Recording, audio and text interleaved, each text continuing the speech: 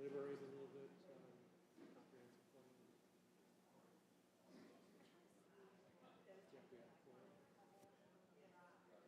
We could still deliberate a bit. 1 minute to air. The live stream has started. Better than it was. If this had been Sunday night, I wouldn't be here.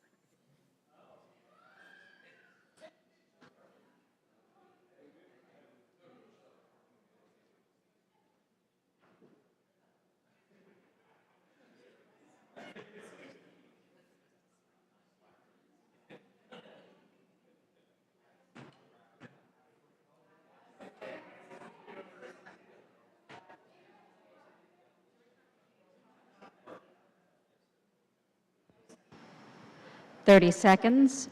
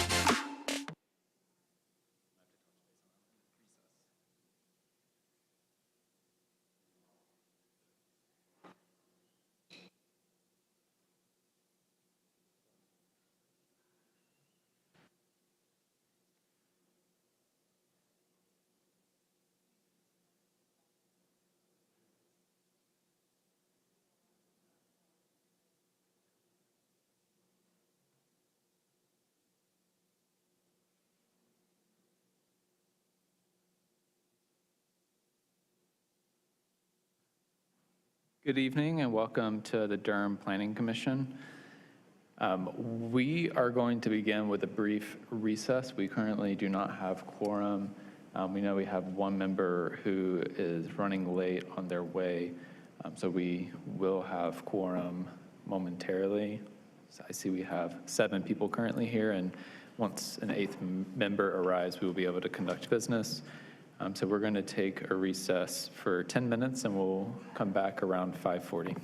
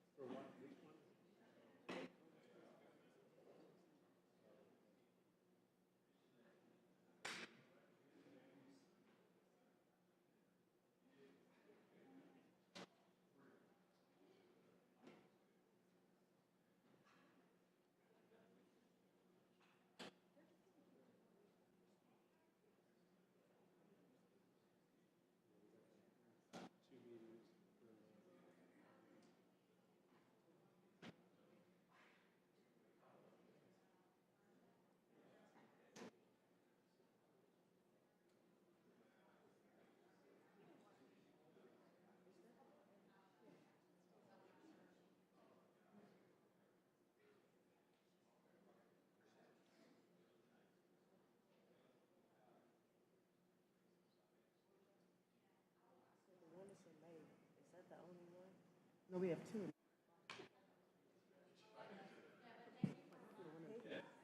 Pick one, if you want me to do that. Okay, we now have quorum, so we are going to get started.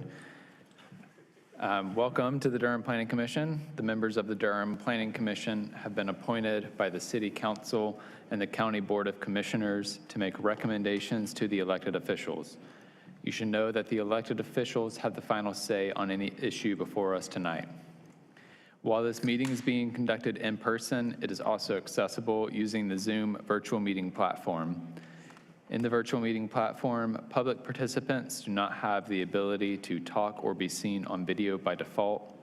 To maintain meeting decorum and a discernible record of the meeting, the chat function has been disabled. For those attending in person, if you plan to speak on an agenda item tonight, please go to the table to my left and sign up to speak. When speaking, please state your name and your address clearly when you come to the podium, and please speak directly into the microphone. If you are attending the meeting virtually, you will be given the ability to speak at the appropriate time.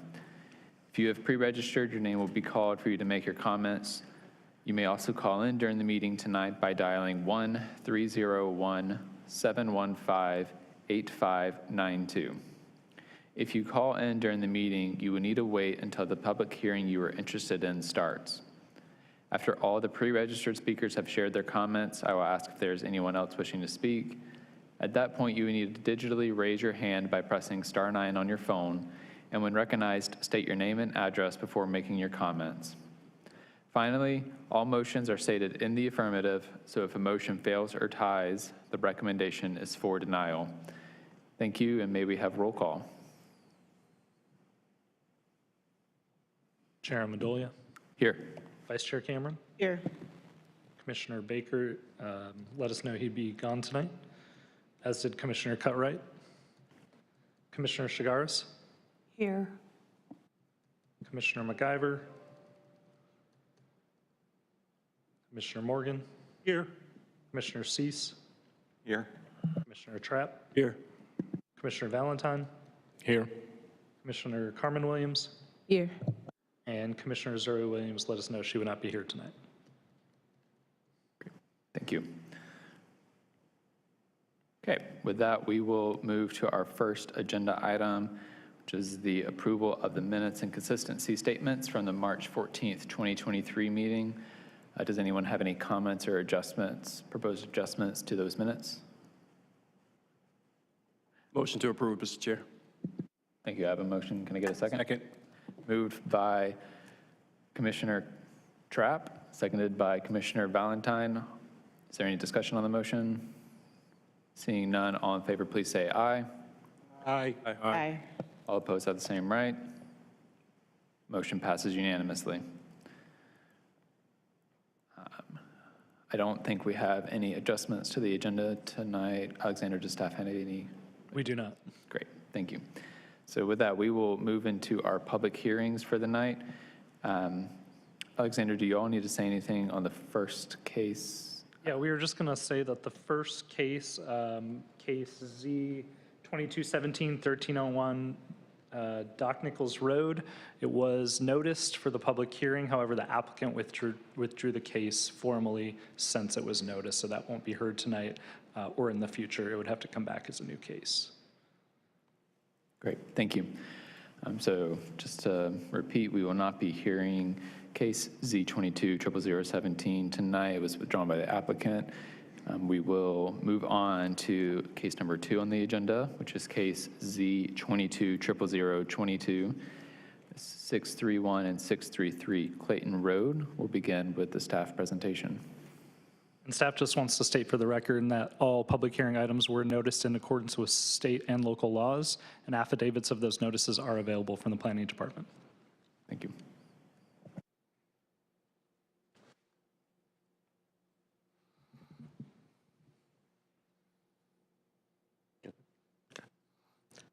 Thank you. Aaron Kane with the Planning Department. The first case before you tonight is Z220022, 631 and 633 Clayton Road. This property is located at 633 and 631 Clayton Road and totals 7.706 acres. The existing zoning is residential suburban 20, and the applicant is proposing a change to residential suburban multifamily with a development plan to allow for up to 61 townhouses to be constructed. The site is currently in the county, and this case is associated with the annexation case BDG 22-00016. The existing future land use map designation is low-density residential. The proposed residential suburban multifamily with a development plan zoning is not consistent with the low-density residential FLUM designation. If approved, staff recommends a change of the FLUM to low-medium density residential, which is 4 to 8 dwelling units per acre. Finally, the site does lie within the FJB watershed protection overlay. The zoning context map is shown before you. The existing zoning, again, is residential suburban 20. To the east, this site is surrounded by residential suburban 10 zoning. And to the south and east, the site is surrounded by RS 20. To the north and east, there is rural residential zoning.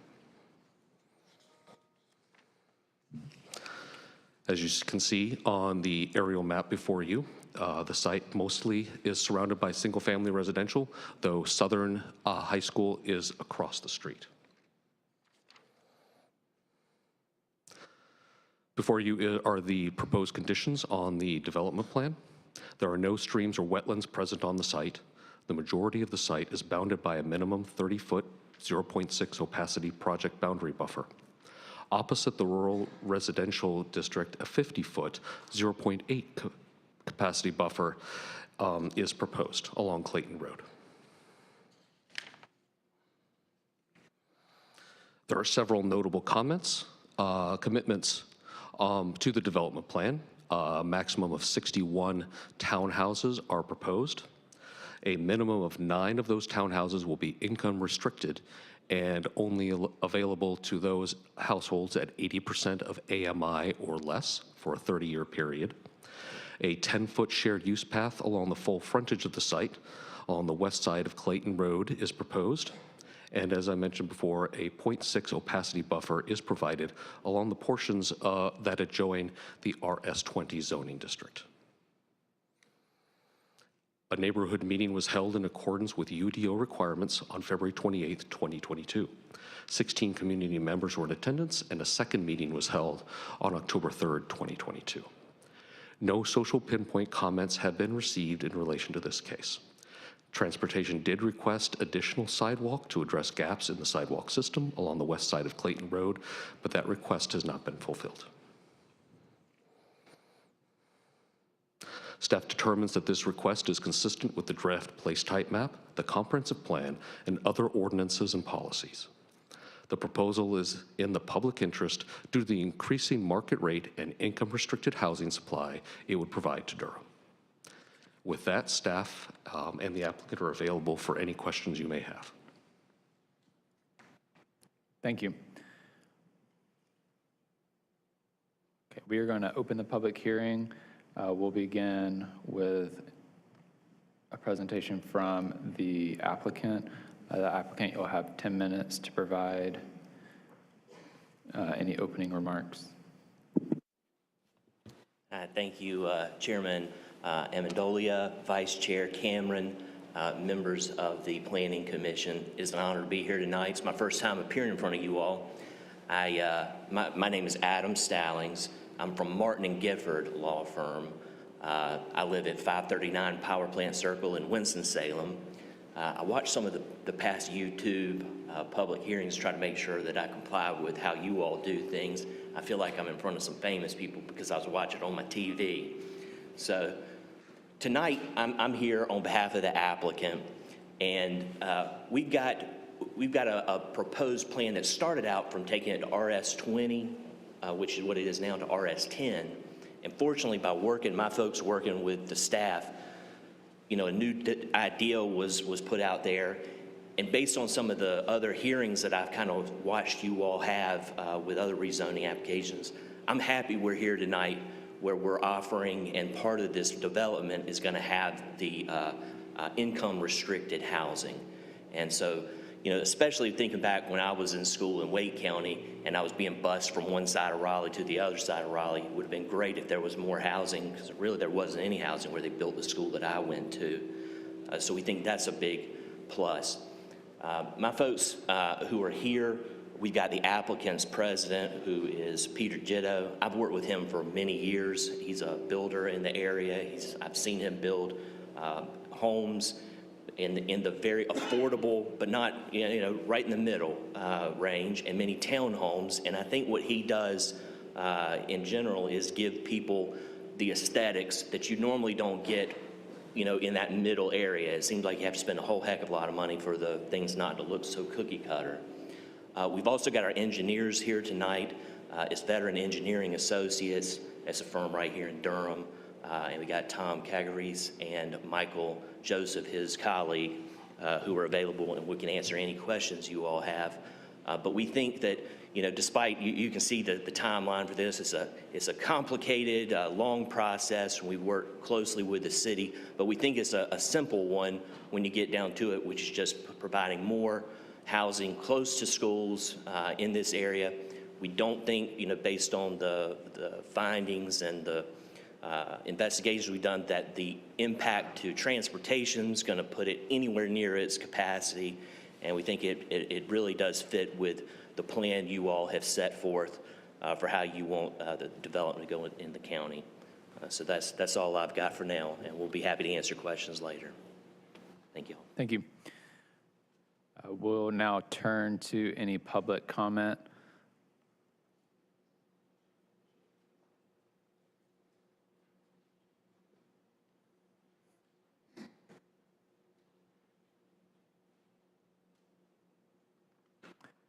I see one person signed up. This might be just the applicant, Quincy Ratcliffe. Okay, we got one person signed up in person. You'll have 2 minutes to provide your comments, and then we'll turn to any Zoom participants after that. So if you are in the Zoom meeting and hoping to speak on this item, please go ahead and start raising your hand to queue yourself up. Good evening. My name is Quincy Ratcliffe, and I reside at 3219 Woodland Park Road. That was my mother's home. She built it in 1990, and she has since passed away, and my sister and I are now the homeowners. I'm going to speak in regards of myself as well as some of my neighbors. Many of the neighbors could not attend tonight, but we are not against the growth. We have come to a realization that growth is inevitable for Durham. So we have met with them, with the developer, and we have voiced our concerns, and we have voiced our concerns here on numerous occasions. The excessive growth of our area is to the point where we cannot get out of our driveways. In reference to Clayton Road, which is where they're trying to put these townhomes, it is beyond what we're seeking. We would like for it to stay residential RS 20 or 10, which is single-family detached, instead of townhomes. We're trying to work with them, but townhomes would not fit into what we have at this time, or it would not fit. This subdivision will be directly across from Southern High School, and I don't know how many of you may already know. Clayton Road, at a certain time when the high school is in, is impossible to get in and out of the subdivisions.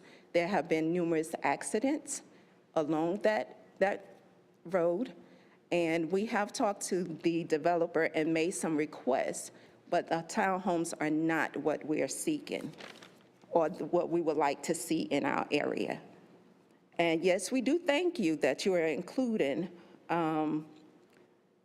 housing for, pardon my words, for lower income people or lower income persons. We appreciate that.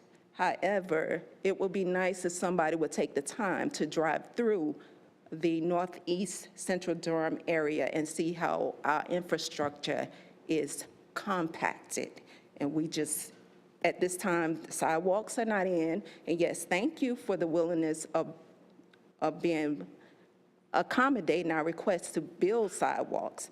However, there are so many other things that we have to look into, focus, such as the Quincy, wetlands. your 2 minutes are up. Thank you. Thank you. Is there anyone else wishing to speak in person on this case? Okay, seeing none, we're going to turn to Zoom participants. So we have 2 folks that have their hand raised. We'll start with Jacqueline Haley.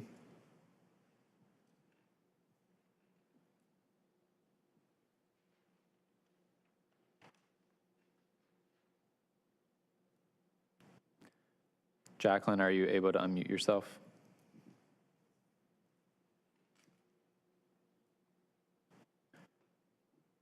Okay, we will come back to Jacqueline. Let's go to Pam Williams.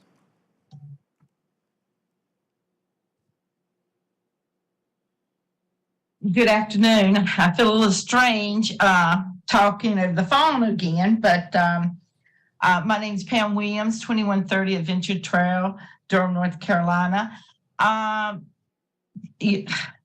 I'd like to commend the developer on providing the 30 feet boundary around the property for screening, but I would also like to ask if any of that 30 feet boundary, will that be natural boundary where they do not remove the trees? I think it's important to keep the mature trees, as many of them as possible, not only along the property lines to shield the single families from the townhomes. I'm going to assume the townhomes are going to be 2 or 3 stories. I'm not sure if you could just let us know that, but I would like for as many mature trees to remain as possible, and I would like to ask them to do that.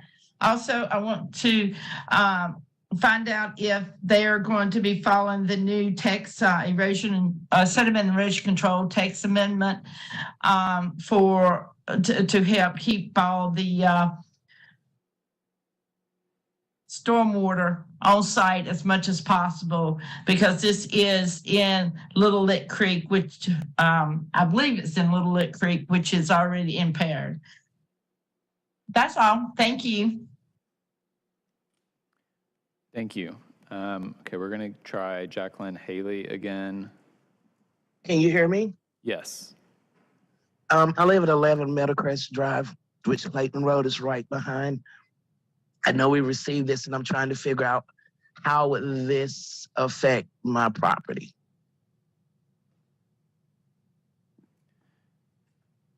Thanks, Jacqueline. If you have any additional comments on the case, now is your time to make those comments. Other than that, we will ask questions of the applicant momentarily.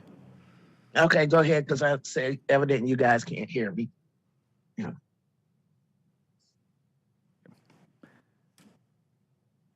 Okay, is there anyone else hoping to speak on this case tonight? If you would like to speak, please come. If you're in person, please come to the podium, state your name and address, and you'll have 2 minutes to provide comments.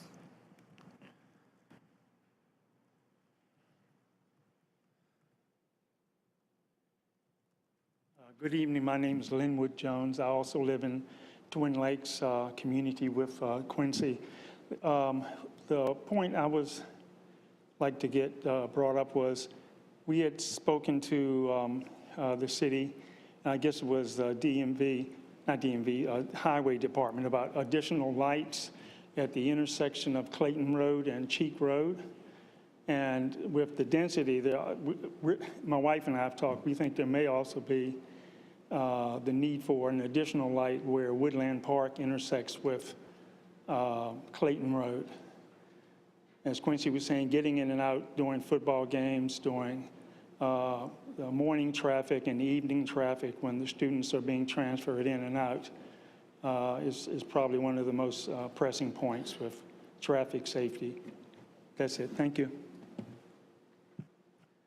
Thank you. Is there anyone else looking to speak on this case?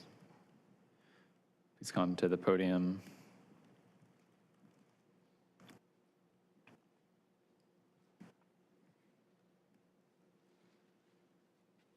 Hello, good evening. My name is Denitra Wiggins. I live at 629 Clayton Road, which is neighboring those two acres. Still want to talk about the traffic. I've experienced an accident in front of my house where people are running the stop sign, experiencing traffic at the end of Clayton Road with Cheek, where people are trying to turn on Cheek Road. And there's way too many different housings and too much traffic, and a left turning lane only into that development is not enough. There has to be a stoplight. I know you have to go with the NCDOT with that, but that is mostly our concern. Also, the fact that this is a childhood home that has been there for over 40 years, and we've been in the county, and we really do not want to be in the city. And that's all I want to say. Thank you. Thank you. Anyone else looking to speak on this case tonight? Okay.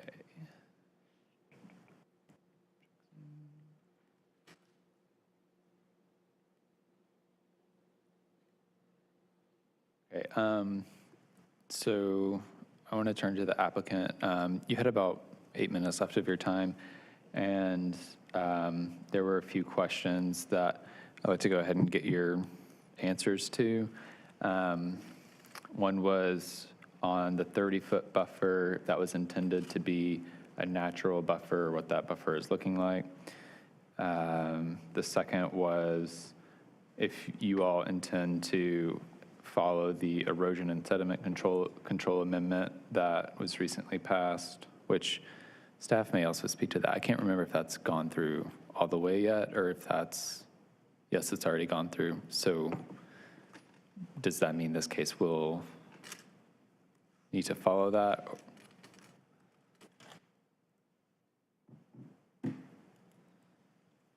Chairman Amendolia? Yeah. If I may. Go for it. We will meet it and exceed it in this case, whether we're required to or not. Okay. That is helpful. Alexander Cahill, Planning Department. So it was passed by both governing bodies. However, there is one more layer of approval. It has to go to the State Erosion Sediment Control Board, which will happen in May. Some of the requirements, if they are looking to meet that, would be the double row silt fence and the use of flocculants. Okay. Are those aren't currently reflected in the proffers, are they? They are not. Okay. But you're saying you are committing to those? Okay, great. And so on the 30-foot buffer, can you speak a little bit to that? If you look at the plans, you'll see that there are some natural areas where there's tree preservation.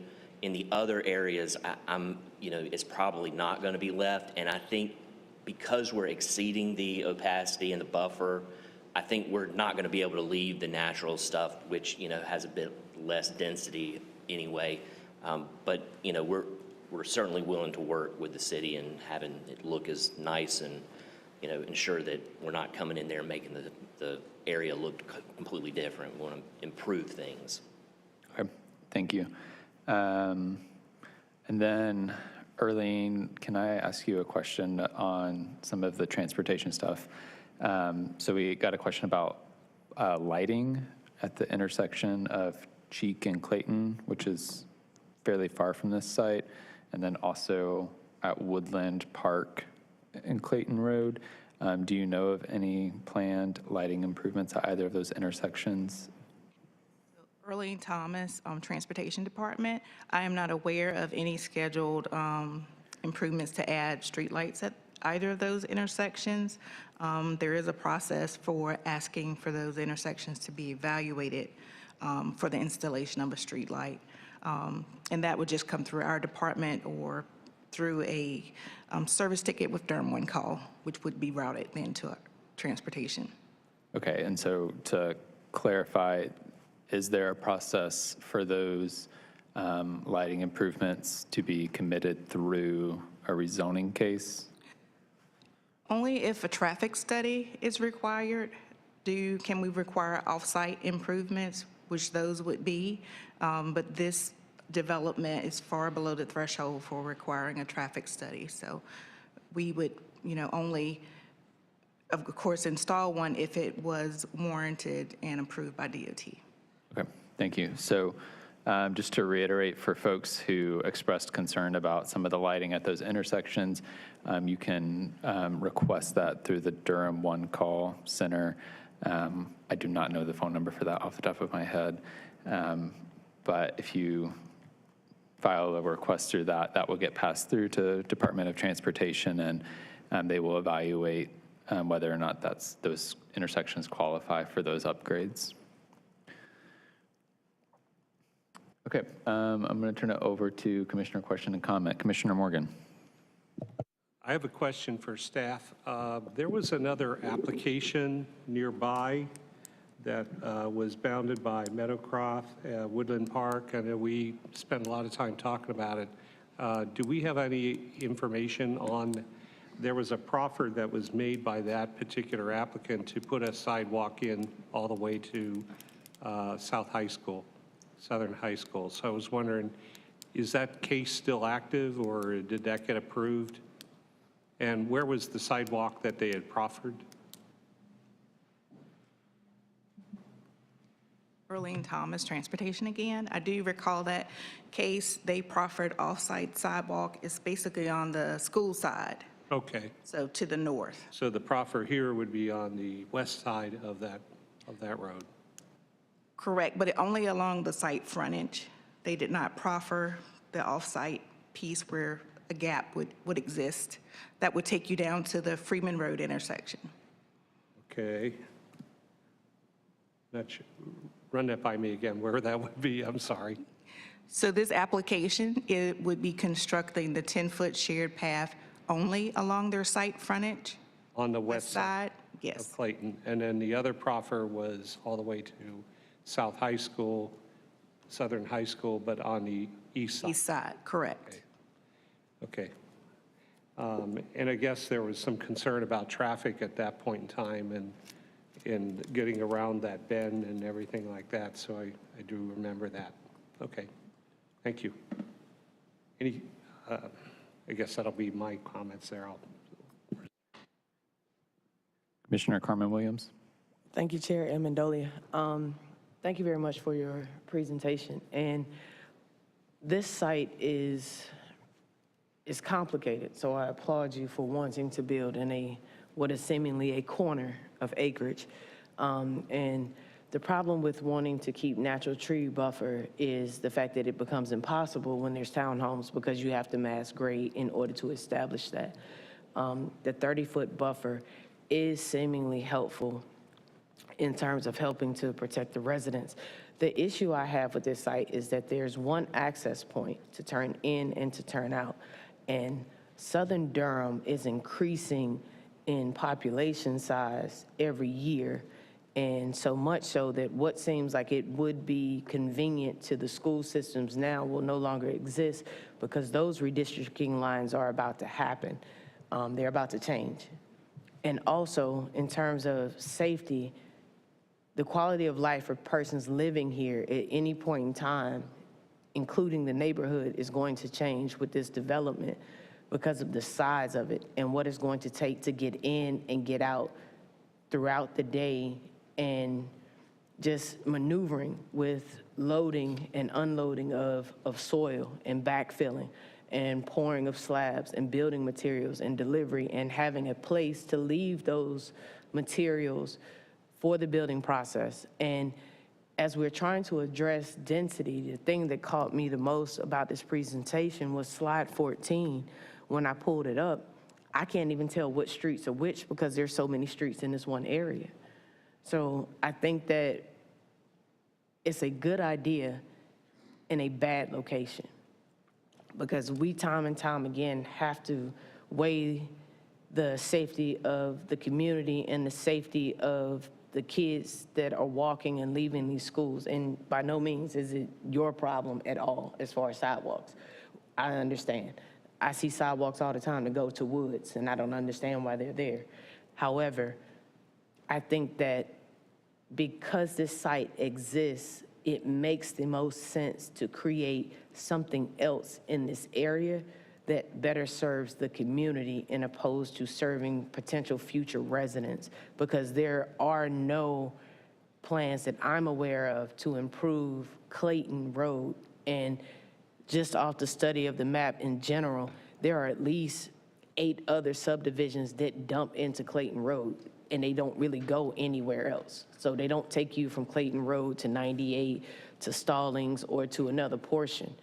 They all just kind of go, they circle around cul-de-sacs, and then they dump back into Clayton. And then you've got school buses. And it would be different possibly if this was an elementary school or a middle school, but now you have high schoolers that are driving, right? So we know what that's like. At least for me, I was my parents' nightmare when I was driving. So with that, I just think that, again, it's a really good plan, and it's in a difficult area, and that needs to be commended.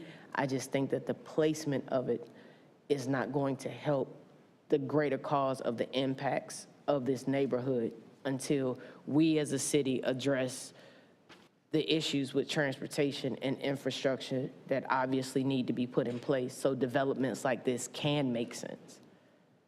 Those are my comments. Thank you. Other questions or comments? Commissioner Valentine.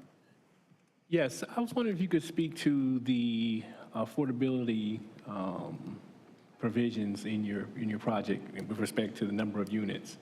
And also you had talked about this project offering specific amenities that would normally be something that you would see in these types of projects, if you could address that. And finally, one of the community members said that or at least it seemed to appear that they've had a good working relationship with regards to engagement, which is good. But she talked about townhomes not being something that the immediate community was interested in. Maybe you could speak to what those conversations have been like. Well, so I was not at the public meetings, so I may have one of my colleagues over here speak to that. As far as the aesthetics, if you look at the staff's report, some of the way the roof is going to be done differently than like a straight across, the facade, the front elevations, the siding's different. Things like that make it look a little less cookie cutter, that give each unit slight, differences, and so that it's its own house. When we started this process, we were really, so we're RS20, and we were hoping to get maybe an RS10, and it was working with the city where we came up with the idea through their thoughts that maybe we would have these townhomes. And I think having a townhome, I can have Mr. Joseph come up here and talk about all the issues we've heard about from the traffic perspective, and he can tell you what our limitations are and why, we could probably agree with most of the folks who've spoken here tonight. Ms. Wiggins, first of all, she doesn't want to be in the city. We're not going to annex her part, so she's still going to stay in the county.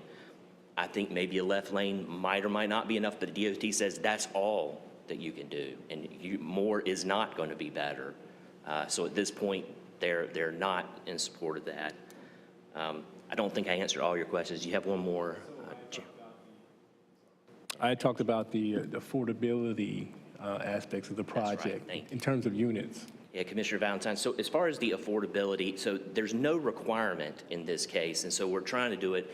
And I think under the plans, it's that 80% average median income. And so it's restricted, and it's for 30 years. So, if you've got the income qualifications, we're going to make sure that this is available for you. And through whichever program, organization that we end up partnering with, they'll have different requirements, but we'll ensure that we meet those requirements, which, of course, are somewhat regulated as well.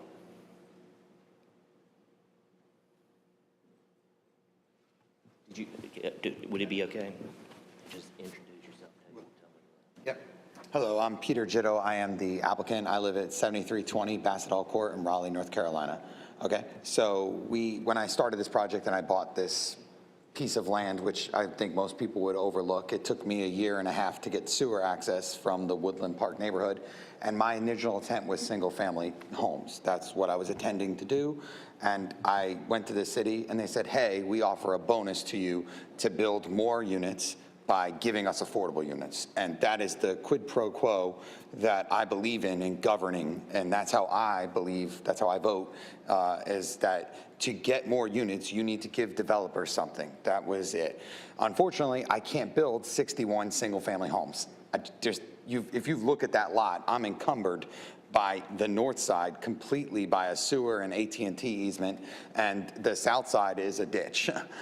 There is only one spot for these homes to go, and there's only one way in and out of the neighborhood, unfortunately, via an access point, because I was Miss Wiggins' property would be the only other way out, and I can't go through there since she's not a part of the project. So I decided, hey, I'd love to build some townhomes for Durham. They're to the north, to the south there, and I get more units if I give the affordability. So I worked with the city, I figured out the ratio, and I came up to the 9 affordable units. Who I'm gonna partner with to get to those, I'm not sure. I'll probably build the houses myself, as I built on right down the road on Chalmers Drive. I built 3 houses there that I subdivided, and I built up the street as well from there on Carver Road. So I'm going to build them myself, then I'll partner with somebody for the affordable homes. Thank you. Mr. Valentine, can we speak to the traffic situation, try to answer some of your comments too?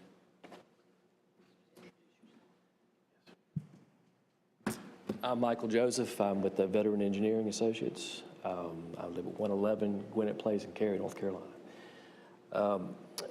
I want to say in regard to where the driveway is shown on the plans, and it was Commissioner Williams, a comment that was made about location, right, and the safety issue. Well, we worked with city transportation as well as NCDOT, speaking with their district and assistant district engineer. Originally, we had lined up our driveways right across from Southern because that's generally what you want to see. However, given the afternoon traffic, they were concerned that the queuing would stack up enough that it would make it impossible to get into this new subdivision. So they asked us to move the driveway back to where we have it currently shown on the development plan and put in a left turn lane at that point. They would not give us a second access point back to Clayton Road for the reasons that I just discussed. Originally, we were looking to line up the driveway and then have a stub out to the property to the south, Ms. Wiggins' property. Again, DOT kiboshed that idea, right? So if there's any other safety-related concerns, I'd be glad to address them. Thank you. So when I look at the site plan, or at least the development plan for this, I understand why it's not right across from the turn-in for Southern. I also understand why you meet more resistance with trying to build on this site because it is a very complicated site, and it's encompassed with a lot of already established neighborhoods that have been there. So it's going to continue to be problematic, and it's going to be something that people are going to have to weigh when they decide to move into this area. I appreciate the fact that the DOT has stated that certain things are not required, but I can bet you 10 to 5 they don't live in Durham. So they put those little strips down across the street to monitor how much traffic goes through there. And at any given time, I guarantee you, they don't put a single one down during football season. So that's not you, and that's on the DOT. And I understand that they calculate by numbers, but unfortunately, we deal with people. And again, I think that what you're trying to do, we absolutely need it. And I think that the responsibility that you're taking for what you're trying to create, it's not yours. So I understand that our conversations or our comments may be harsh.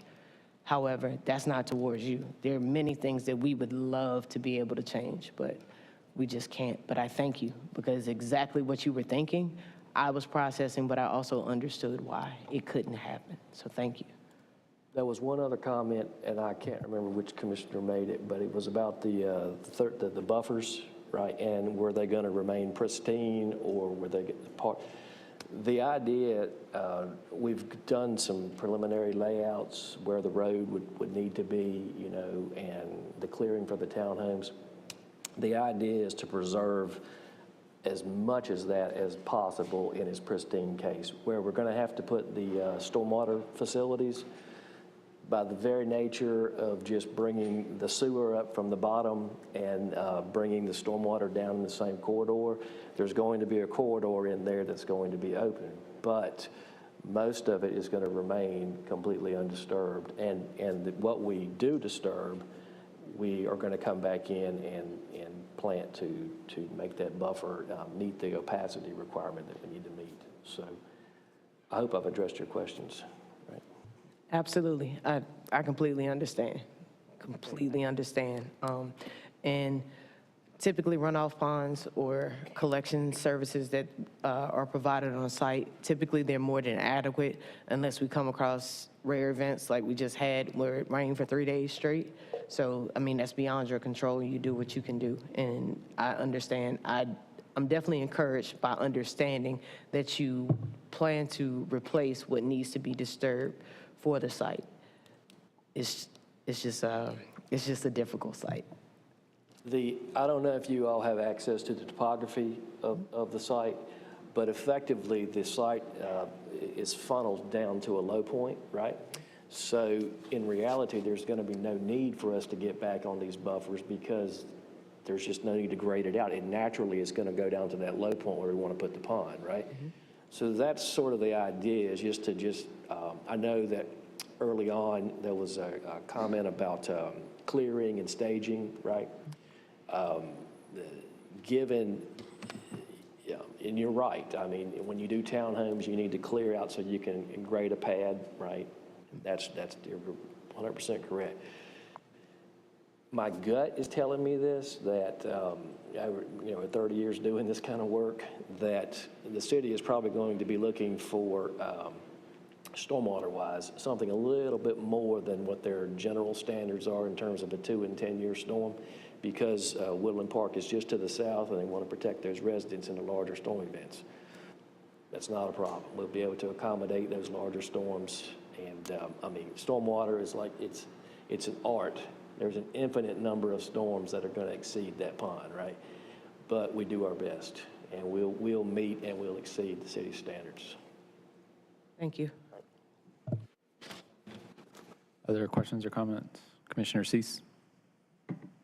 Thank you. I really appreciate you, the applicant, walking through your kind of history with the site, your thought process in terms of identifying it initially as potentially single family and kind of the opportunities that are presented through the affordable housing bonus to look at this in a different way.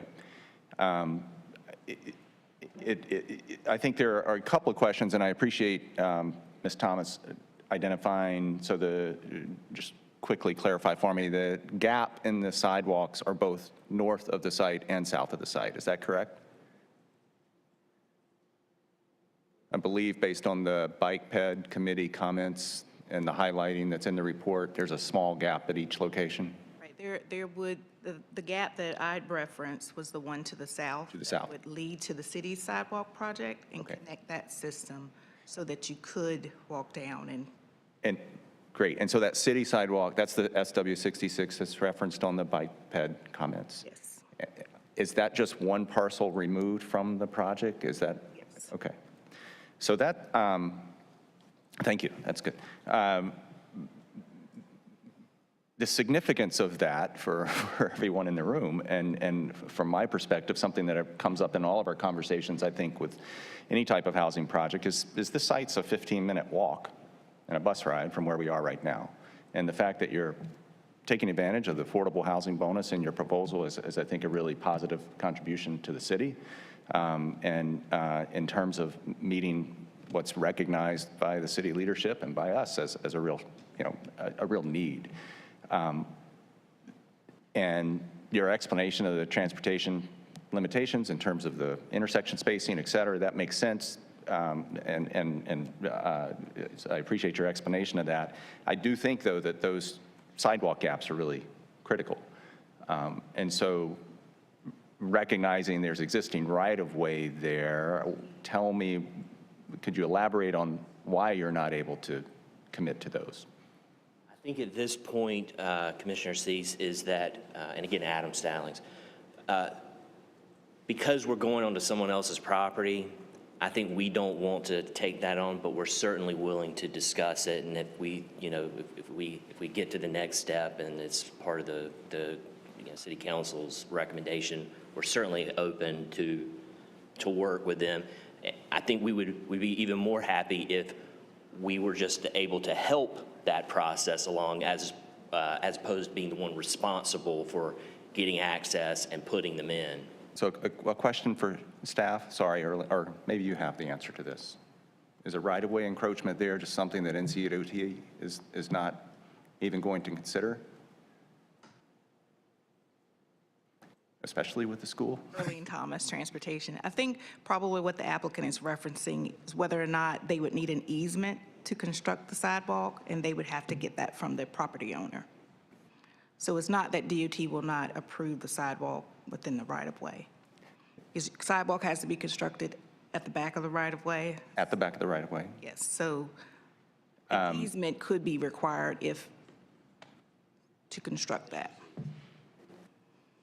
Correct. The easement is what our concern is, that I would have to go and attain an easement from somebody who may not want to give an easement, and that would then stop me from moving the project forward. I'm more than willing to work with people, but if you don't want to be annexed in the city, you have a feeling that that's going to cause that, and their easement will allow me to make you might think that, I would then be the representative of the city to try to go get that. It's not all there right now. And I want to be clear that through my line of questioning, I'm not implying that you should have the burden. Sure. I'm implying that the institutional entities here, and we don't have that power in this room because it's NCDOT, but the commitment to work with the city and the DOT in an effort to, because the right-of-way is sufficient, but far, this typical kind of silo engineering saying the sidewalk has to be at the back of the right-of-way. Well, there's ample right-of-way there for it not to be at the back of the right-of-way in physical terms. So if you have a willingness, and I don't see this articulated or wouldn't see a way to articulate this as a commitment, but if you have a willingness to continue to work to find a way, and the city can continue to find a way, especially with the recognition of the school there, the bus stop, the city's investment in the sidewalk, I think that would be a really significant positive benefit, not just for your project, but for all the students at Southern and certainly surrounding areas. So. Absolutely. And again, like I said, we were willing to. It just where it had to be would require us to be the burden on us. So, well, thank you for explaining that. Thanks. Commissioner Trapp? Very briefly, Commissioner C stole all my thunder, and those were the points that I wanted to point out. But thank you for tackling this. And I think when we talk about diversity of housing stock, this hits right to that, and also hits at the affordable housing, which we asked for. And also there's a bus stop and public transportation already in this area. So it checks boxes for me, certainly sympathetic to the neighbors and the growth and having to experience that and deal with the growth. And so I certainly hear you there. But I think for the reasons I stated, I definitely am firmly in support, and thank you all for taking this on. Thank you. I have one quick question. So correct me if I missed this. Is there, I'm not seeing any kind of connection, crosswalk connecting to Southern High School as part of the plans. Is that correct? That's correct. Okay.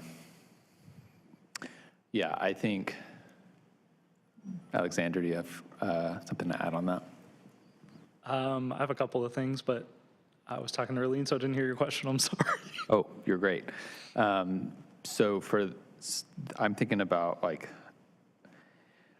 similar to Commissioner Cease's line of questioning, we have this one parcel that's keeping us from connecting the sidewalk all the way down. One way to potentially solve that, create a crosswalk that's nice and safe and allows people to get to the existing sidewalk that then connects to that bus line. Is that something you all have considered doing to help connect to the transit access? As we were discussing with Commissioner Cease, we're certainly willing to, we don't want to commit to having to create, jump through all the hoops, but we're certainly willing to work with the city and with whoever else we need to try to make that happen. I mean, I agree with you. Okay, and so question for transportation. Is there a barrier to that happening at this site?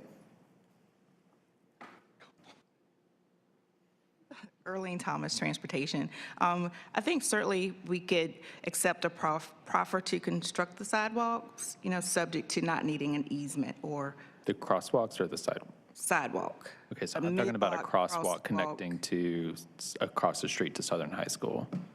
That would likely entail a lot more safety features, like a signalized pedestrian crossing. It would be more involved than just a crosswalk being at a mid-block location. We discussed that with DOT, and they were the ones who were, that's a much bigger process, as she just said, than what it was to just like put the crosswalk there and just kids cross.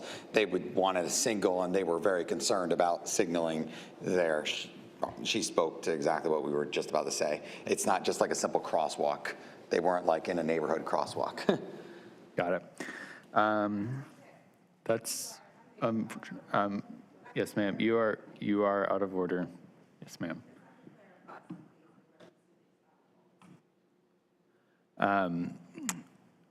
So the one thing I would comment on about this, and this might not be at y'all, this is like at DOT or somebody, but people are going to cross that street.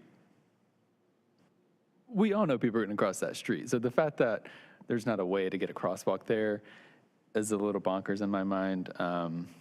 But I think similar to what Commissioner Cease was alluding to earlier, sometimes the mind of engineering folk doesn't align with the practicality of what actually happens when people live in spaces. Commissioner Cease. I represent that remark as an engineer. And I would also really like to encourage the city, whether it's you, Ms. Thomas, or anyone else, to lean. This is a recurrent theme in our projects and our conversations. And this is a site directly across from the high school, and I've been out there for athletic events. I know the traffic that the community is talking about. I understand it. Not on a daily basis, but I certainly have seen it. And, to me, the difference between what the underlying zoning is and what this applicant is offering is not significant enough to deny the request in terms of the community impacts, because the traffic is there. This is not the generator of the traffic. The generator of the traffic is what's across the street. But the opportunity to capitalize on the bus route location, the opportunity to capitalize on the sidewalks and are huge, and the city and city leadership really needs to lean on DOT and the division to address this concern. And I say that not because of the concern originating from the applicant's project, it's because of the school. So, thank you. The last comment I'll just make, I think something that would just be fruitful between now and when this goes to City Council is doing some of that due diligence on the site to the south and whether or not that property owner would be interested in providing an easement. I think, to me, it's helpful to know like when the property owner has just said no, and that is kind of a non-starter versus when there's interest there and the city needs to play their role to help make the process easier to fill that gap. Before we close the public hearing, I did want to come back to the Durham one call thing. Commissioner Valentine passed me their phone number. So if you want to make a request to Durham one call, you can make a call at 919-560-1200. Apparently we also have an app. That's news to me. So you can download an app and make a request that way. Or you can send a text message to 919-813-6315. So for the folks that were asking about the lighting at those intersections, that's where you can make that service request. Any other questions or comments? Commissioner Shigaris. Yes, this is for the applicant. You have tree coverage area 1 and tree coverage area 2, or maybe it's all tree coverage area 2. And I've noticed on this one map that we have that there's a large number of mature trees. 2 of the largest ones, a 32 white oak and a 32 dual white oak, are in the far corner. It's on the other side of the utility easement. Is this tree coverage area, I believe you said previously that it's going to be like cut and then you're going to put new trees, so you're not going to preserve the mature trees that are already there? Oh, yes, ma'am. No, what I meant to say was that, like to the south, south to the west, where it's the low spot, where woodland, where it drains to woodland, where we have the outlet for the pond, and of course, where we're bringing the sewers up to the south, to the west, we'll have to cut trees down to bring that up. Now, the area that you're talking about, I can't imagine we would cut any trees down over there, unless we put some kind of trail amenity or some kind of, like I say, some kind of amenity over there, which I don't imagine would. Yeah, there's a large number of mature trees along the property line with some of the existing residents off of Meadowcrest Drive. And then on one of your comments here, development plan notes, developer will use tree coverage areas 1 and 2 to meet required tree coverage area of 20%. However, area in excess of the required tree coverage area shown in Area 1 and Area 2 may be used for other purposes. So what other purposes? The ones that were just discussed. In other words, the areas that you show meet and exceed the minimum requirement, the minimum requirement that the city requires. However, we have to get an outlet structure in for the pond, the stormwater control measure, and we have to bring up sanitary sewers from the west and from the low area out of Woodland. So that's about a 40-foot swath. So in those areas where we're just going to have to, and then of course where we widen the road, Clayton Road, we're going to have those fill slopes, cut slopes and fill slopes, and so trees will have to come down for that widening, and then they'll be replanted so that we maintain the 80% opacity as required. Okay, and I have an additional question about the math. It says 7.916 units per acre at 7.706 acres. That's where you come up with the 61. But if you follow the 20%, 1.54 acres, blah, blah, blah, it comes to 42 units. So is it going to be, because 42 just sounds better to me than 61 crammed in there. And if you, that would be like 7.916 units per acre, wouldn't account for parking or roads or anything. So that confuses me. The density is based on the I don't have the plan in front of me, ma'am, so I can't speak directly to it, but the density is 61 units out of the 7 point. Acres. Right. So at that density, that would be like everything gets a unit on it, and there'll be quite a bit of open space left that will remain treed and undisturbed, quite a bit actually on the site. We will meet and exceed the open space requirement for this site, and it's our intention to leave as much as the buffer's pristine. However, we can't commit to that because we don't know what we're going to get involved with when we go through the site planning and construction drawing side with the city. So, but it's our intent to do so. And I would like to, can I add one other thing as well to that? Oh, did you? Excuse me, no, Aaron Kane with the Planning Department. I was just going to clarify that per the UDO, density calculations are always based on the gross area and not just the buildable area. So just to clarify that. Okay, thank you. Questions? And then as a point of clarification, I don't remember who had this comment, but the developer is proposing affordable housing, but not as a requirement. There's no density bonus that he's benefiting from under affordable housing statutes. This is something that is an add in dealing with staff. Staff said, listen, well, if you went with this higher density, the city wants these affordable housing, and so that was a trade-off. Right. Okay, thank you. Okay, Commissioner Williams, and then I'd like to move this forward to a vote. Thank you.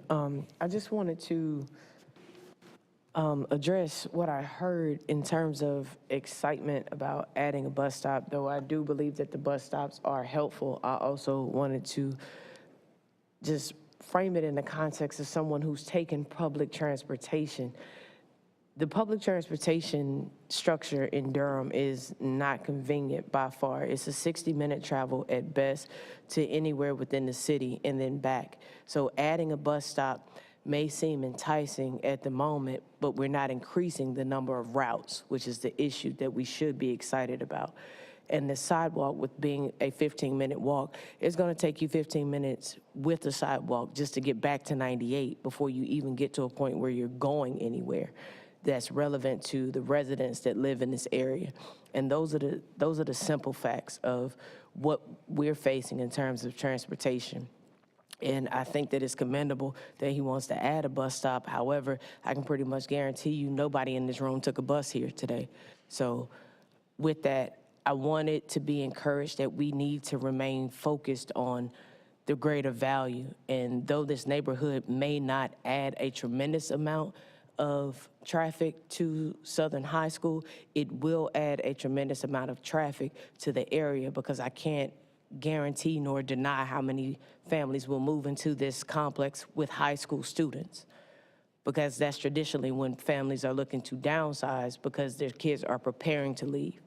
So we have to look at the greater impacts of what this will do as we go forward, with consideration of what we're impacting beyond just Southern High School. And I think that the affordable housing bonus and the opportunity to gain affordable housing within the city of Durham is tremendous. And as far as the sidewalks and the crosswalks are concerned, we have other considerations we have to make in terms of ADA compliance, because it is within a certain number of feet of a school. And you have to have considerations for barrier-free transportation throughout the city, which the city is also working to improve sidewalks for that very reason right now. So I think that it does make sense, but I also understand why the undue burden shouldn't be placed on the developer for something he or they may not be able to guarantee that they will have to accommodate based off what they're trying to build. So with that, I am absolutely ready to take this to a vote. Seeing no other comments, I'm going to close the public hearing, and I would accept a motion at this time. Mr. Chair, I'd like to make a motion. Can staff replay some of the proffers that have been offered? Thank you. You read my mind. So we heard a proffer to install double row of silt fencing, a proffer for the use of flocculants during the development process, and I wasn't sure in this last one, was it a proffer to, and we can work on the language, but to work on the off-site sidewalk gap improvement subject to acquisition of easement? To the south? Okay. All right. Okay. Great. So I make a motion that we take case Z22-00022, 631 and 633 Clayton Road with the appropriate proffers offered to be forwarded to the City Council with a favorable recommendation. Second. Great. Moved by Commissioner Morgan, seconded by Commissioner Valentine. Is there any comment on the motion? Seeing none, may we have the roll call vote? Chair Amendolia? Yes. Vice Chair Cameron? Yes. Commissioner Chagaris? No. Commissioner Morgan? Yes. Commissioner Cease? Yes. Commissioner Trapp? Yes. Commissioner Valentine? Yes. Commissioner Carmen Williams? No. The motion passes 6-2. Great. Thank you. Thanks to the applicant. Thanks to those who showed up to speak on this case tonight. We're going to move to our next agenda item, which is case Z22-00033, Brightleaf North. We'll begin with the staff presentation. Thank you, Chair Amendolia. Aaron Kane with the Planning Department again. This case is Z22-00033, Brightleaf North. This is a request for a zoning map change. There we go. The property is located at 2021 US 70 Highway East and is a total of 3 parcels totaling 20.4 acres. The existing zoning is commercial general with a development plan. The applicant is proposing a commercial neighborhood with a development zoning with a development plan to allow for the construction of up to 90 townhouses. The existing future land use map designation is commercial. The proposed commercial neighborhood with a development plan zoning change is consistent with the commercial FLUM designation. Lastly, the site lies within the FJB watershed protection overlay. As I said before, the existing zoning is commercial general with the development plan. To the north and east of the site is planned development residential. To the south and west of the site is general commercial and office.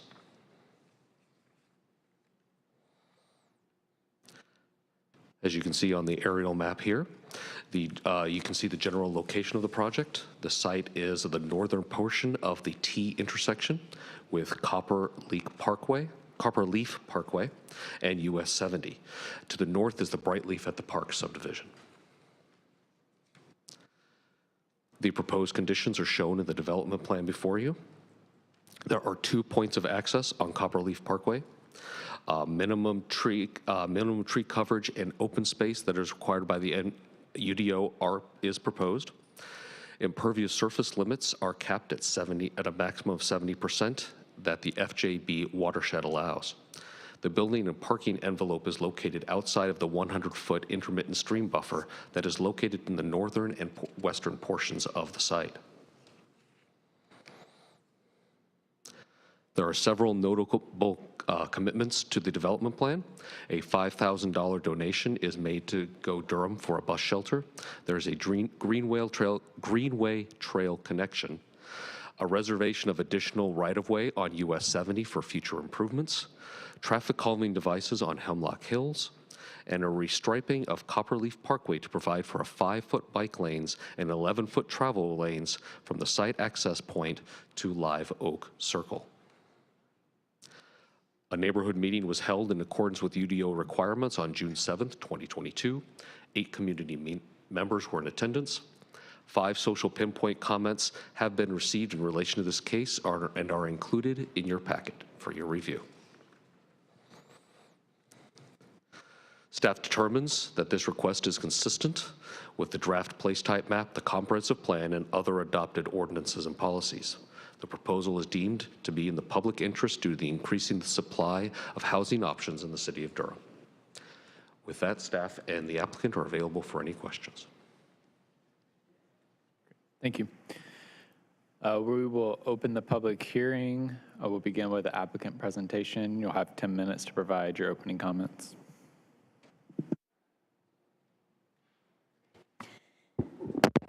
Thank you. Good evening, Chair Mendolia, Vice Chair Cameron, and members of the Planning Commission. My name is Laura Holloman. I'm with McAdams. For the record, my address is 2905 Meridian Parkway here in Durham. Also with me tonight, virtually, is Ryan Akers, also with McAdams, the project engineer, and Ann Oakley with D.R. Horton, the developer for this project. Also want to thank Mr. Kane for his presentation of this request. So as staff mentioned, where this project is located, but I just want to also mention that this particular piece of property is a part of a larger previous rezoning way back in 2005.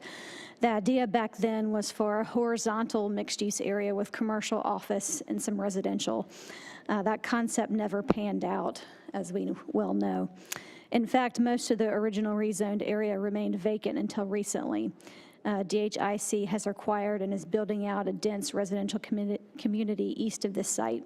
They're building dense multifamily and dense rental townhome or cottage dwelling units, which they call casitas.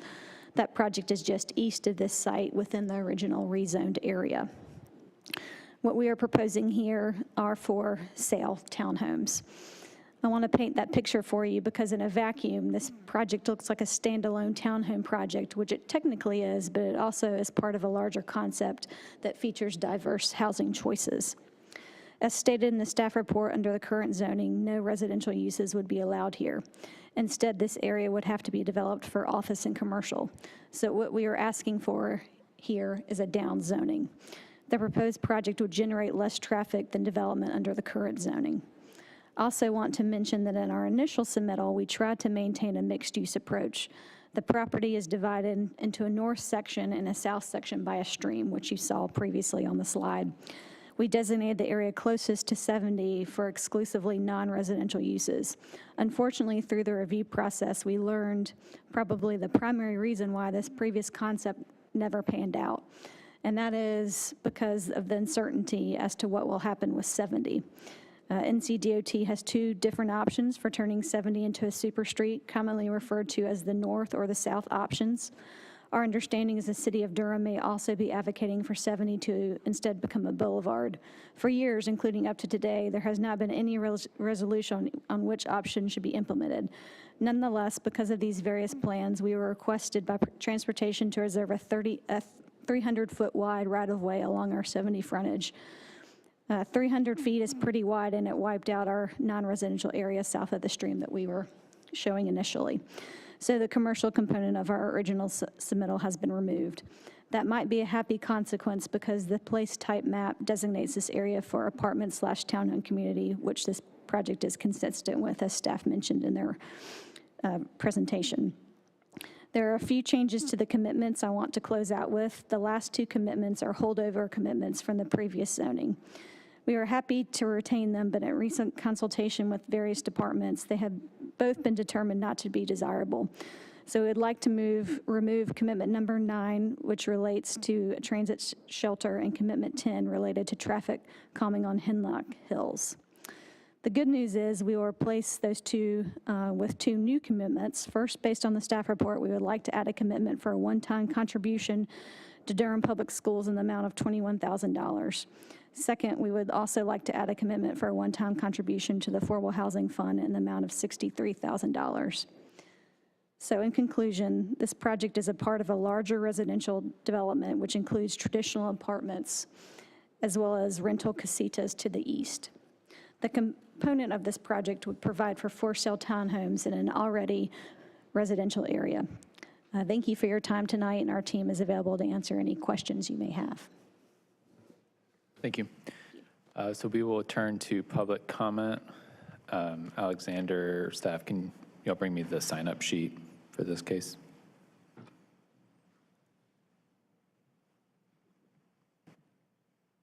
Thank you, Andy.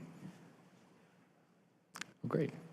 Okay, so we have no one signed up to speak on this case in person. If there's anyone attending in person who would like to speak on this case, please come to the podium at this time. Otherwise, we'll turn to any Zoom attendees. Is there anyone on Zoom wishing to speak on this case? If so, please raise your hand at this time.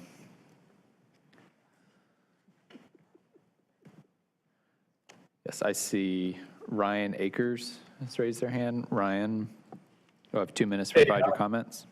Yeah, this is Ryan Akers. I'm the engineer. I'm just here to answer questions if you guys have any. Great, thank you. Yeah. I also see Pam Williams has raised her hand. Pam?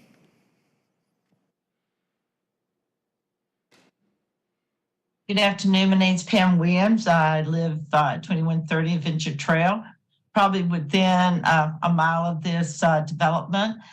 I'm going to ask again, I'm sorry, but I didn't see about the natural boundary or the boundary around what the dimension is. I did see a 25-foot street setback, so I was wondering if you could enlighten me.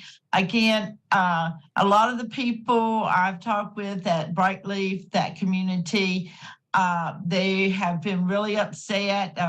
There's multiple comments on Nextdoor about the trees being removed across the street from this one, this location. And I guess I did have a question about what type of commercial would y'all be providing in here, but if I understood Laura correctly, the commercial component has been taken away due to DOT proposed project U5720. But if you could enlighten us on what type of, boundaries, if you're going to be able to leave some of those trees? Mature trees are so much better than clear cutting it and then putting in the smaller trees. Mature trees can always be supplemented with smaller trees. So I would like for you to address that on this particular project. And thank you for the contribution to the schools and affordable housing. That's all. Thank you. Is there anyone else looking to speak on this case at this time? Okay, seeing none. Laura, you had about 5 or 6 minutes left of your time. Do you want to address the couple of questions on, I think it was commercial, and then the buffer and trees? Sure, I'll be glad to. Ms. Williams was correct. We have removed the commercial component, so there will be no proposed commercial uses. And we did meet, in addition to having a neighborhood meeting, we did meet with the Brightleaf HOA a few times, and that was a concern that they had, was the commercial uses. So we have removed those, any ability for that. And of course, I stated the reason for that was because the commercial area, the logical commercial area along 70 where you want commercial is eaten up by that 300-foot right-of-way reservation that we're required to do. I believe the other question related to landscaping. And, I always thank Ms. Williams for her comments. She does a great job. This is a little bit different than the previous rezoning cases that we've heard in this area. A lot of the requests that we get, it's high speed thoroughfares. Copperleaf Parkway is not one. This sets up great as an infill because we've got a stream buffer that goes to the west. And then our northern boundary, we're showing a 30-foot buffer. That is actually adjacent to an open space lot for Brightleaf. So there's not going to be any lots that are against lots to the north, which I think is a great point to point out. So really, we're just showing then what we want to, which would be a nice kind of maintained buffer along Copperleaf. So I certainly understand her concern, but we would prefer to have a nice maintained buffer where we're able to remove the existing and really create that nice pedestrian streetscape along Copperleaf, because we will be adding that sidewalk that I think is desperately needed along our frontage as well. Great, thank you. Okay, at this time, I'm going to turn to Commissioner questions and comments.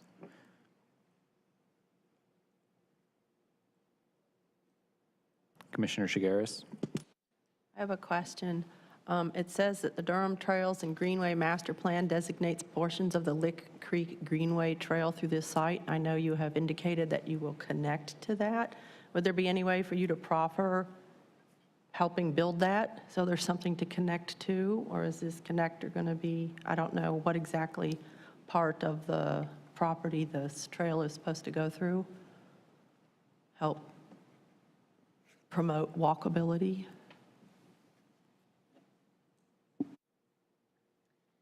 Yeah, you're right. There's a long-standing 100-foot greenway easement that's part of the city's plans there. So our proffer states that we'll provide the pedestrian connection to that ultimate greenway, but we have no plans to actually build that regional component.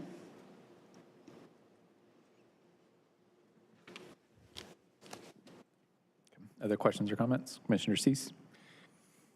Curious about I fully understand the explanation of changing from the prior approach with regards to commercial and the uncertainties associated with 70.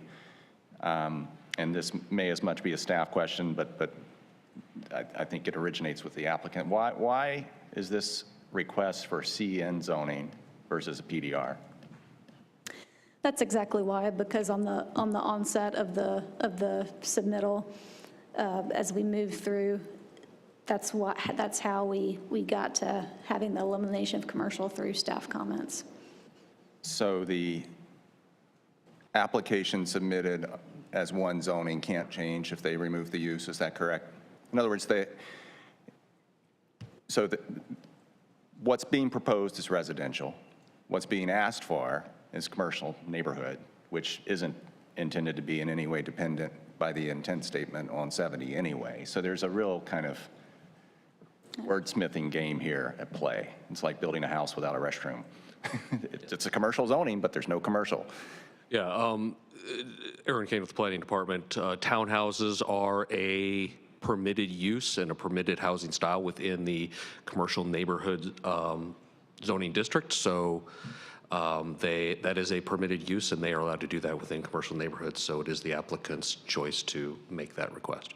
I think we all understand, Aaron, I appreciate your answer to that. We understand it's a permitted use, but it's a commercial district. And the intent statement, that my concern is just with the intent statement. This has originated with a few other cases that we've had, usually in the reverse. But the commercial that is intended, let me back up a second. Maybe I'll just do this and then I'll be done because we have a lot on the agenda. And this is in the report, which excerpts out the intent statement from the UDO. The CN district is established to provide for modest-scale commercial centers in close proximity to residential areas that offer limited commercial uses to satisfy the needs of the surrounding neighborhood. So regardless of the uncertainty of 70,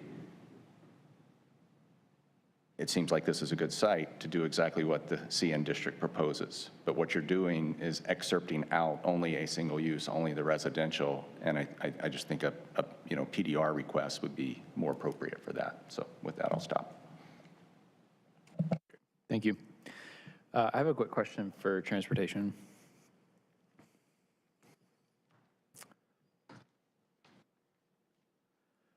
So with this uncertainty around Highway 70, there's a 300-foot reservation, easement reservation for whatever the future of 70 looks like.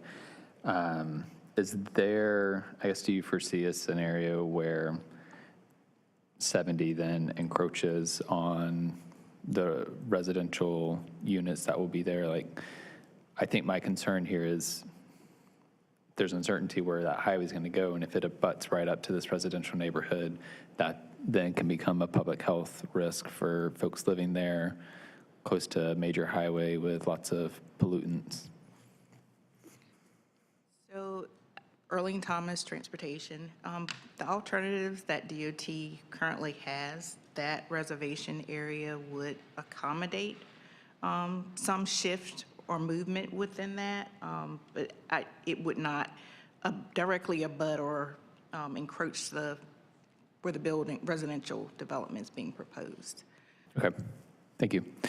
I have similar concerns as Commissioner Cease. It seems like regardless of what is happening with 70, if we're looking at a commercial neighborhood district, then it seems like there should be some commercial involved.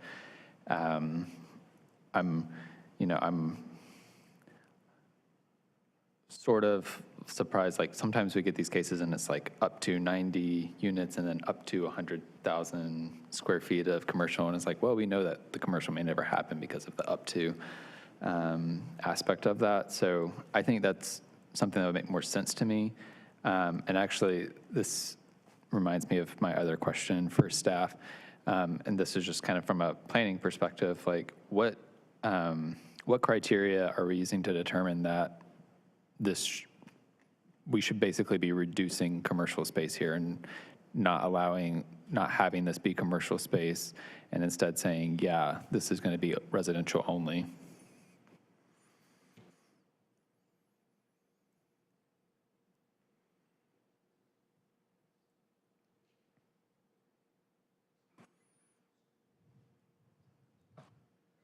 Thank you for those questions. So the future place type that y'all may or may not remember have seen recently has this apartment and townhouse neighborhood. So that's how it's designated for future development. In terms of the PDR district, that is definitely an option that the applicant consider. However, I think if I remember correctly, there were some issues with the PDR being met in terms of some of the specific requirements that the PDR district has, and that's why the applicant can pursue that. In terms of the CN district, absolutely, the intent is correct, how you read that. And this would probably be more appropriate to not, that doesn't meet the intent of that district as proposed. Okay. So this rezoning, we're zoning from a commercial general with a development plan. I did not see that development plan in the packet. Did that plan have commercial included, or was that only a residential? Yes, that had commercial included. Okay, so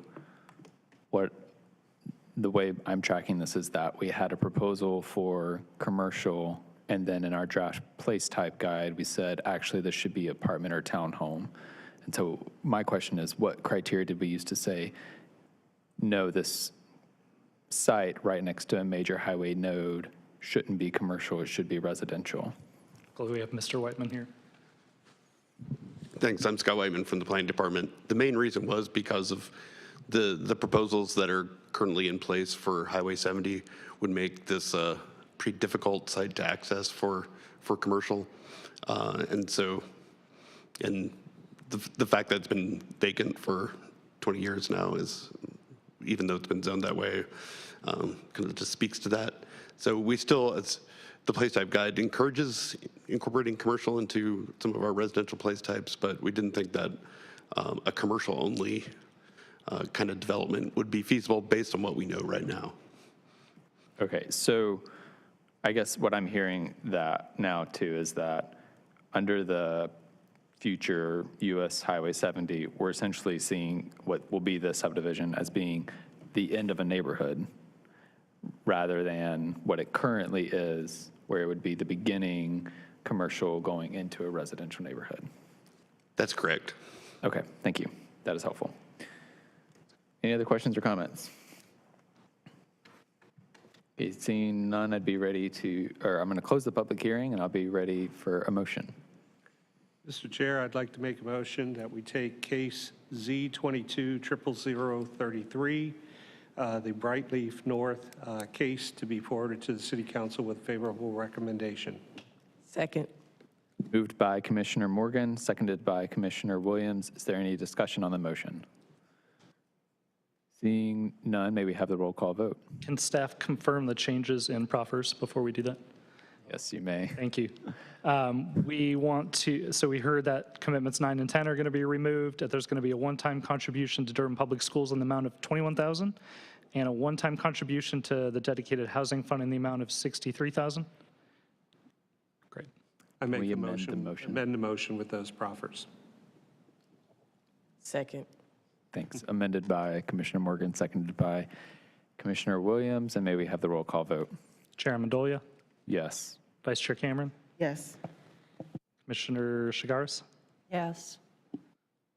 Commissioner McIver? Yes. Commissioner Morgan? Yes. Commissioner Cease? No. Commissioner Trapp? Yes. Commissioner Valentine? Yes. Commissioner Carmen Williams? Yes. Motion carries 8-1. Thank you. Okay, we're going to move to our next case. This is case Z22-00035, Fletcher Crossing. We'll begin with the staff presentation.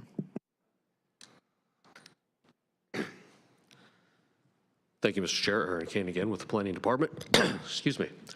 This case is Z22-00035, Fletcher Crossing. This Good. Okay. This property is located at 707 South Mineral Springs Road. The site is one parcel totaling 9.58 acres. The existing zoning is residential suburban 20 and residential rural, and the proposed zoning is planned development residential 8.347. This is for the purpose of construction of up to 80 townhouses on the site. The current future land use map designation is low density residential, 4 or less dwelling units per acre. Staff recommends that if the zoning case is approved, that the future land use map designation be changed to medium high density residential. Just another note that the site is in the FJB Watershed Protection Overlay District. The site has RS20 to the west and east of the site. There is rural residential to the north and a lower density PDR designation to the south. Looking at the aerial map, the site is primarily surrounded by single-family residential properties. The vacant land that you see to the south is actually under construction now for a future PDR site. There are several commitments listed on the development plan. The first is to limit the site to no more than 80 townhouses. A payment of $40,000 will be made to the Durham Dedicated Affordable Housing Fund. There are several roadway improvements committed, dedication of 10 feet of right-of-way in order to construct a shared-use path along South Mineral Spring and Holder Roads, as well as a southbound left turn lane on South Mineral Springs Road, and the construction of a left turn lane on Holder Road, eastbound Holder Road. Access to the site is from South Mineral Springs Road and Holder Road with a stub out to the north for future development. The minimum tree coverage is provided, but open space is committed to be greater than the UDO requires, and the impervious surface coverage that is committed to is below the UDO threshold of 70%. A neighborhood meeting was held in accordance with UDO requirements on May 24th, 2022. 2 community members were in attendance at that meeting. 11 social pinpoint comments have been received by staff, and they are included in your packet. Staff determines that this request is consistent with the draft place type map, the comprehensive plan, and other adopted ordinances and policies, though not consistent with the future land use map, and therefore staff, if this is approved, would recommend a change to medium-high density residential of 8 to 20 units per acre. Staff is available to answer any questions, as is the applicant. Thank you. Okay, we are going to open the public hearing. We'll begin with the applicant presentation. The applicant will have 10 minutes to provide their comments.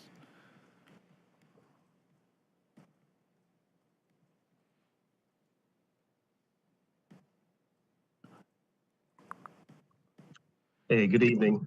This is Zach Shipman with Shipman Engineering. I'm the engineer for the project. I'm working with Dan Morse from ODG 87 on the development plan for this project.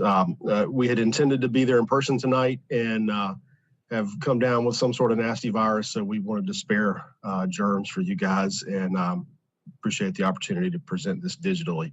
Thank you, Mr. Kane, for your presentation. Again, we're proposing 80 townhome units.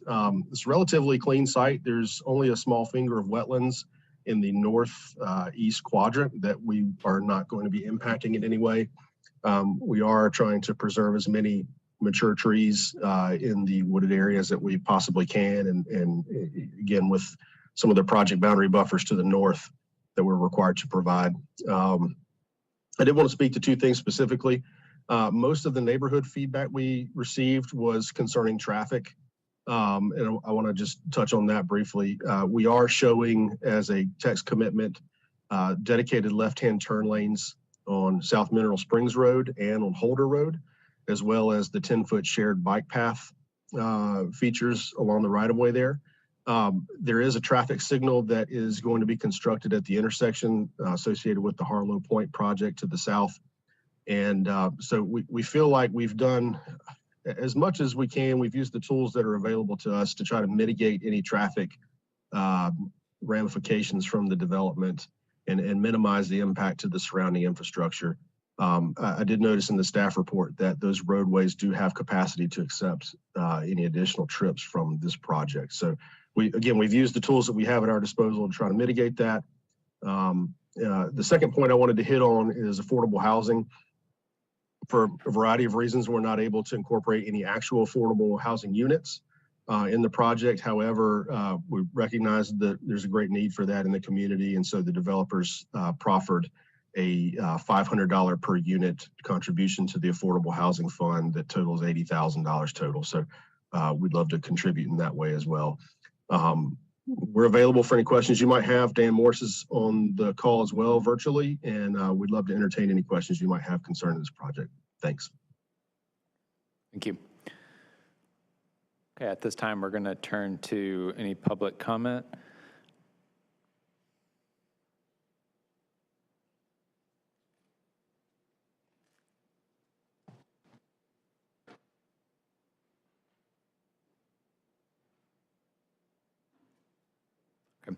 We have no one signed up to speak on this case in person. If there's anyone attending in person who would like to speak on this case, please come to the podium at this time. Otherwise, we will turn to our Zoom applicants or Zoom participants. I see 2 people with their hand raised in Zoom. If there are others that wish to speak, please raise your hand at this time. We'll begin with Pam Williams. Good afternoon. My name is Pam Williams, 2130 Adventure Trail, Durham, North Carolina. Most of this land is already graded, and there's only some trees left on the back side and the north side of this parcel. However, from what I can tell, from what I can tell, they're only recommending providing minimum boundaries along this roadway, and I imagine minimum offsets from the boundary to the townhomes and everything. We have recently had some townhomes built on Sharon Road with the minimum setback, and I promise you, it looks like the homes are sitting on top of Sharon Road. The community is very distressed about that, although unfortunately not too many people called in tonight to express it, but they have expressed it to me. Again, we have requests, and it's my understanding that the tree preservation and mass grading UDO is in the process, and we would like to push for at least a 30-foot boundary around this along the roadway, both roadway, Middle Springs and Holder Road, with the 0.6 opacity or better. We do not need to turn our roadways into having fences along the roadways to meet opacity, and they just look horrible, to be honest with you. And I can send you multiple pictures of how this suburban area with single-family homes, still a lot existing in here, farmland, still some existing in here, but having townhomes built within 8 to 10 feet from the boundary or the property line is very, it's not within the character. Pam. Thank you. Sorry. Thank you. Next, we have Donna Steinbach.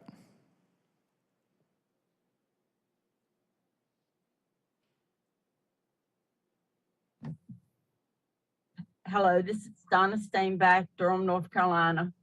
Fletcher Crossing, I'm going to ask for commitments up front in case we run out of time, the 2 minutes. We need the new text amendments for sediment and erosion control for this property. We need greater than the 20% tree preservation that is mentioned.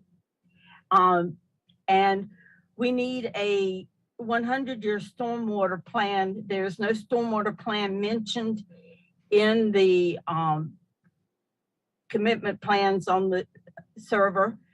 The reason we need these is Fletcher's Crossing is only 1/2 a mile from Grove Park Lake and 1/4 of a mile from Little Lick Creek, a state 303D impaired waterway. Grove Park stream restoration is at a cost of $1.48 million, and it's on the Durham County website, and it goes for over a mile upstream, and it was created because the upstream development along the past straightening of the channels and timbering have greatly degraded the tributaries of the Little Lick Creek flowing into the lake, causing rapid sedimentation. I'm reading from Durham County's website.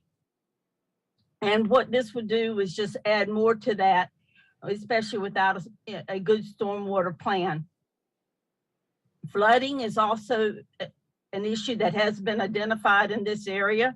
I mentioned it. I've got classmates who have had to pay the price for that. And they're looking to, with this project, restore up to 6,000 feet of streamway. And we're just going to be adding to it if we don't, not careful with what we do with Fletcher's Crossing. And so we need to have good environmental metrics. Thank you. Thank you. Is anybody else wishing to speak on this case? Pamela Andrews. Good evening. I would like to continue with what my teammates just expressed with concerns around Grove Park and the streams that are there that flow into Grove Park, which has just undergone stream restoration. That project has just begun. And as she said, it's a cost of over $1 million, with $100,000 of that coming from the HOA of Grove Park. These developments along Holder Road are now flowing into that same Little Lick Creek, where they're trying to restore, but as you're restoring that creek bed at over $1 million, we have more intense water as it is flowing off these impervious surface into that same little creek. I ask you to seriously consider the damage being done to our environment. Thank you. Thank you. Is anyone else hoping to speak on this case tonight?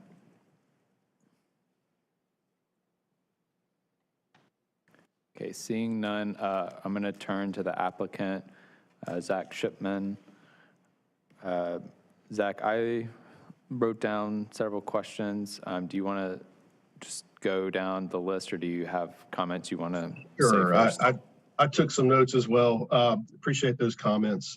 We can speak to a lot of those.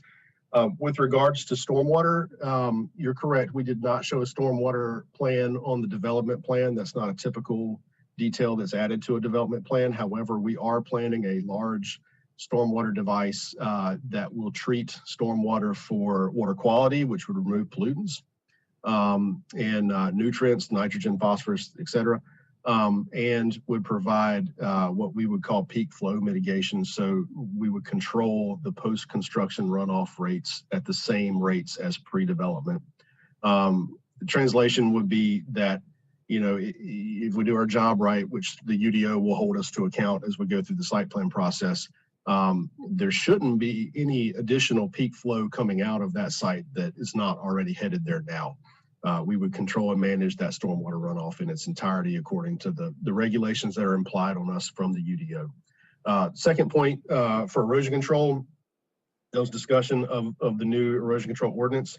I know it sounded from previous cases that there's still one regulatory hurdle that has to jump through before it's codified. We would be happy to comply with that ordinance for additional erosion control measures to prevent sediment from flowing off the site during construction. That's important to us too. And so we'd be happy to provide additional erosion control measures in accordance with that ordinance to prevent erosion. Lastly, there was some discussion about the street yard and the proximity of buildings on Holder and South Mineral Springs. We are providing, or will be required to provide, a 10-foot landscape buffer from the right-of-way. We're also dedicating additional right-of-way on Holder and on Mineral Springs that the property line essentially will shift back away from the existing property line by some measure. And then additionally, we've got a rear setback line to these lots. And I don't remember offhand what that is, but I believe it's somewhere in the 20-foot range. And so, you know, by default, these buildings can't be any closer than 30 feet to the property line as it sits now. So I can't commit to a wider landscape buffer at this time, but we will follow those rear setback requirements, and we are providing that 10-foot landscape buffer along both of those frontages. I think that was everything. Appreciate the chance to respond to those. Yeah, thank you. Just to follow up on the sediment and erosion control ordinance, confirming that you were saying you were willing to proffer using a double silted fence and flocculants on site. Yeah, and I haven't seen the text of that amendment. I just understand if it's double silt fence, I think that's something we could accommodate. Flocculants are, if you'll allow me to be an engineer for a minute and nerd out for a second, there's times when flocculants are very useful and there's times when they're not appropriate. In the appropriate locations and in the appropriate applications, we'd be happy to use some flocculants. Typically, that's from a sediment basin discharge point running through a silt bag, but that's probably a little more detailed than we need to get into tonight. Great. Thank you.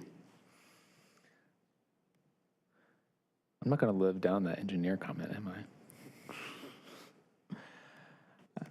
I? Okay, any commissioner questions or comments? Commissioner Morgan.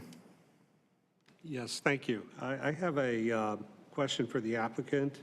I appreciate the development plan where there's the access points to existing roads. I do think that makes sense. I also am impressed with the 10-foot wide shared use path that's surrounding the perimeter of it. I had a question more on the corner of Holder and Mineral Springs. It looks like there's sort of a cutoff or cutout in the development plan that's different from the zoning app. Can you explain what you're going to be doing in that area? Sure. There, with the signalization improvements going on at that intersection, there is a probable need for a slight amount of right-of-way dedication in that corner. And so we wanted to preserve some space in that corner should that right-of-way dedication be needed. We're working with the developer to the south at Harlow Point to kind of assess and ascertain what those right-of-way needs might be. The other part is there is some, we'd like to preserve some of that space for possible passive recreational or passive open space. I don't want to show that on the development plan because we don't want to lock that in just yet, depending on the right-of-way improvements that are needed at that intersection. So that's the reason for that little jut out in the development envelope. Is there any other types of uses that you may want to do with that particular section, or like commercial use or anything like that? Is that way also in consideration? No, I think it's too small to do anything other than at best would be a landscape monument of some sort, but it's really too small to make it use of anything else. Our proposal is entirely for townhomes. Okay. And I guess it sounds like if you've added the buffer there and you add that together, that I think I'm just trying to do the math a little bit. I guess that would be done 20-foot buffer around the perimeter of the parcel itself, including the path, or is it? Correct. Okay. That's correct. Well, so we have a 10-foot right-of-way dedication that would accommodate the widened roadway there. And then we are showing a 10-foot shared use path. We'll need to figure out how to get a drainage ditch in between that edge of pavement and the path. But from behind the shared use path, there will be a 10-foot landscape buffer. So you would have at minimum 20 feet between the edge of the buffer and the front side of the shared use path. Would there be any concerns about addressing the 30-foot request by one of the residents? To be totally candid with you, it would have a huge impact on the yield of this site if we need to dedicate a 30-foot buffer. I can say that with the rear setback in place, that with full confidence, buildings would not be any closer than 30 feet to that roadway. Okay. But I don't know that I'm comfortable committing to that at this point. Okay, thank you. Any other questions or comments? Commissioner Shigaris.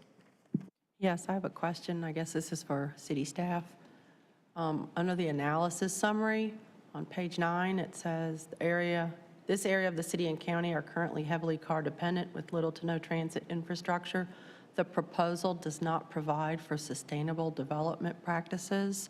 What would have to happen for it to be considered sustainable?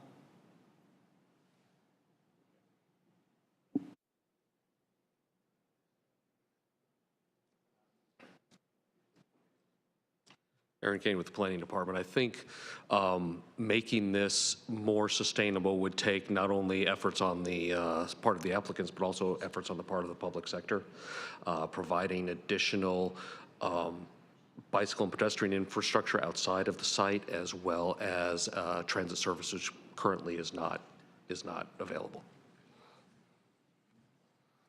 Okay, thank you.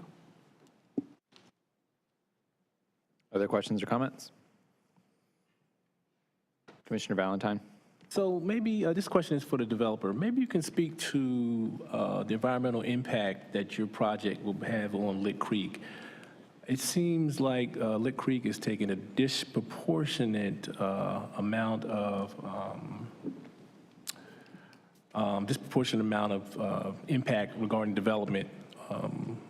And so can you tell me any remedial measures that you might be taking to ensure that we don't damage this creek more than what we have done already in the name of development? Sure. No, I'd love to speak to that. So in my mind, development of this site kind of occurs in two phases. One is the construction phase, where a lot of your off-site sedimentation and downstream pollution occurs.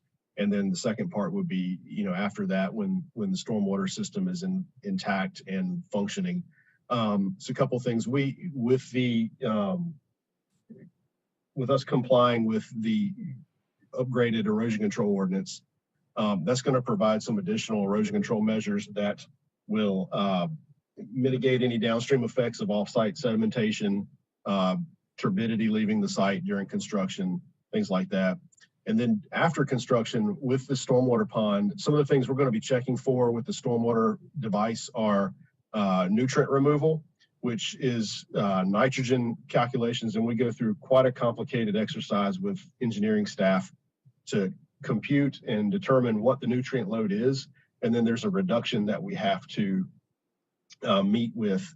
We have to get the site under a certain nutrient loading to comply with the regulations. And then there's also a water quality component where we detain the first flush runoff and draw it down slowly.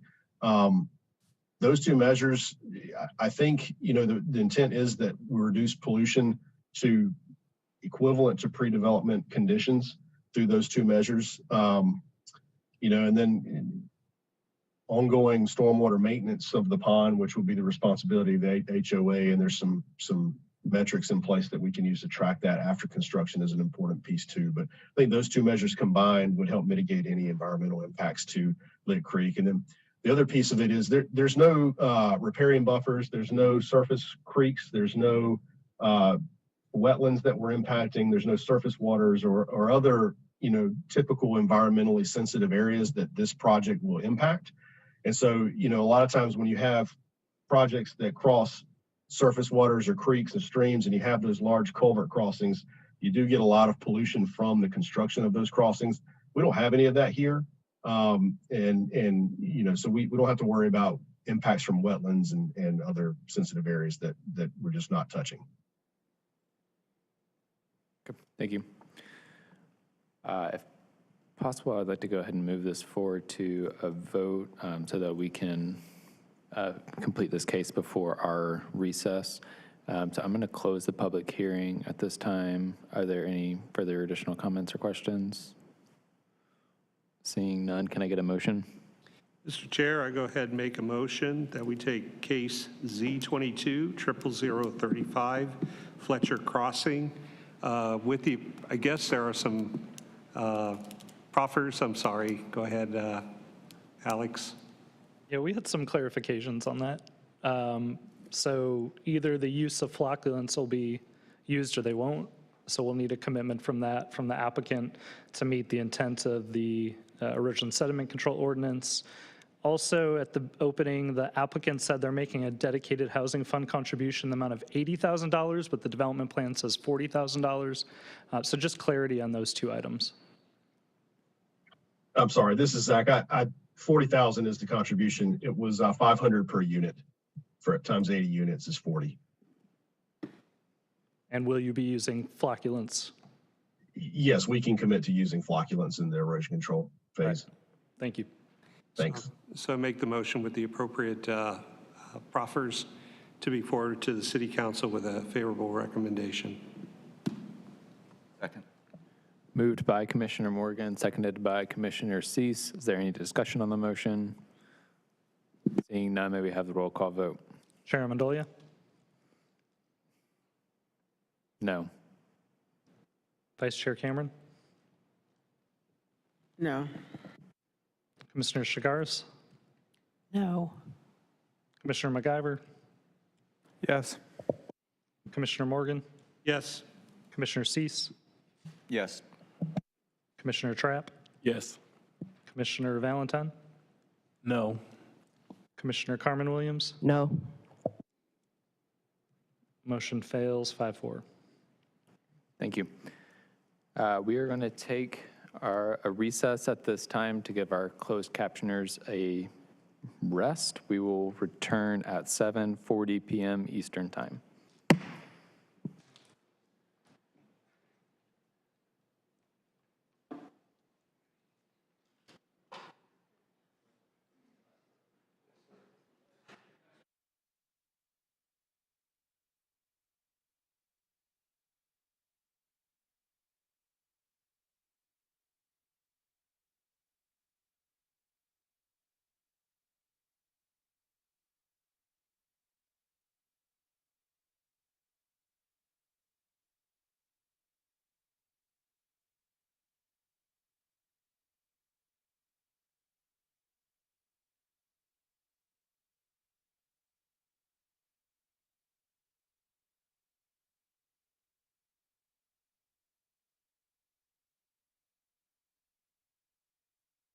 We, the people. Nosotros, de gente. 我们人民. Mia Dumaville. Hum sab log. We the people hold these truths. To be self-evident that all men And women are created equal.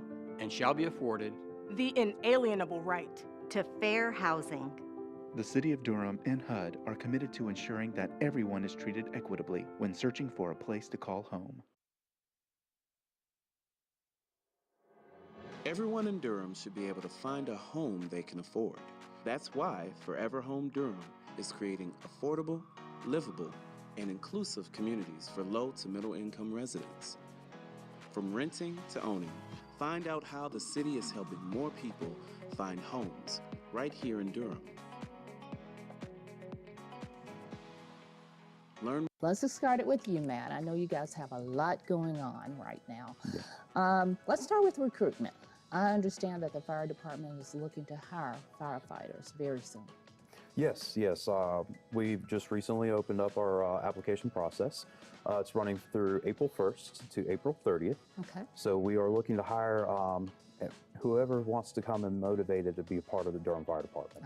Yes. And is this the only time they can actually apply, or people can apply? So right now, yes, through the month of April. Again, April 1st to April 30th is the time frame of when they can apply. See a pothole? There's an app for that. Missed pickup? There's an app for that. Need to set up water service? There's an app for that too. Introducing the One Call app. Report your service requests online on your schedule. Just download for free from the App Store or Google Play Store. Then sign up and start using it to report problems, check the status of your service request, or just find out more information. Try the Durham One Call app today. Here's some tips to ensure that your garbage and recycling gets picked up. 1. Your cart should be put out for collection before 6 a.m. on your collection day. 2. Your cart should be at least 3 feet from all other objects such as mailboxes, telephone poles, fire hydrants, trees, and other carts. 3. Your cart should be no more than 3 feet from the curb. 4. No vehicles should be blocking your carts. The mechanical arms on our trucks need direct access to your carts and cannot reach around vehicles. To find more information about garbage and recycling pickups, go to this web address.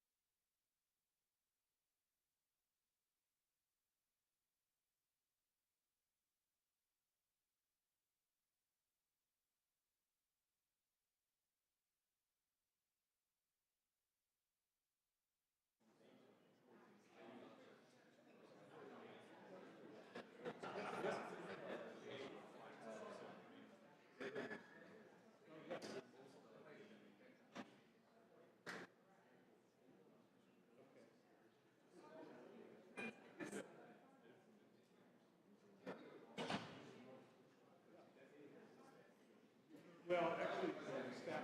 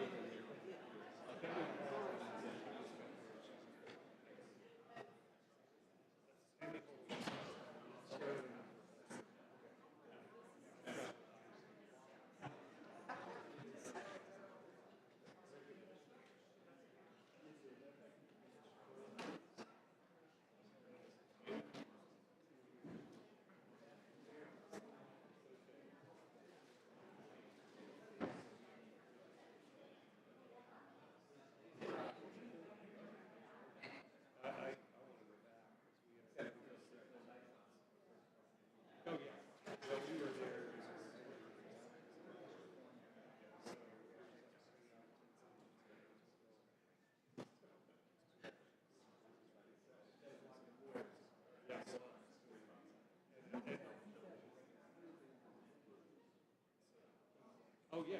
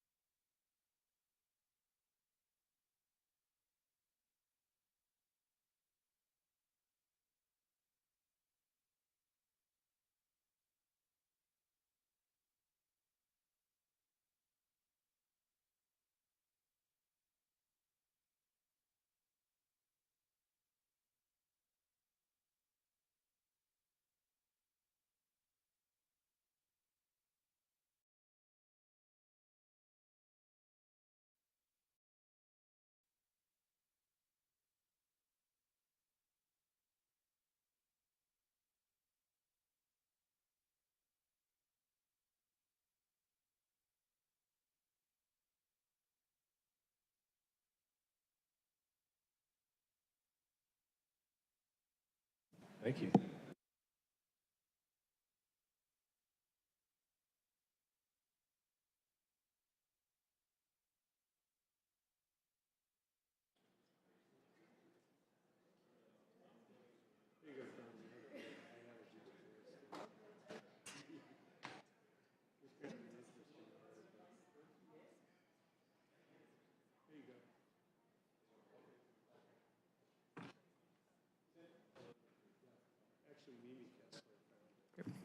Okay, we are going to return from our recess now.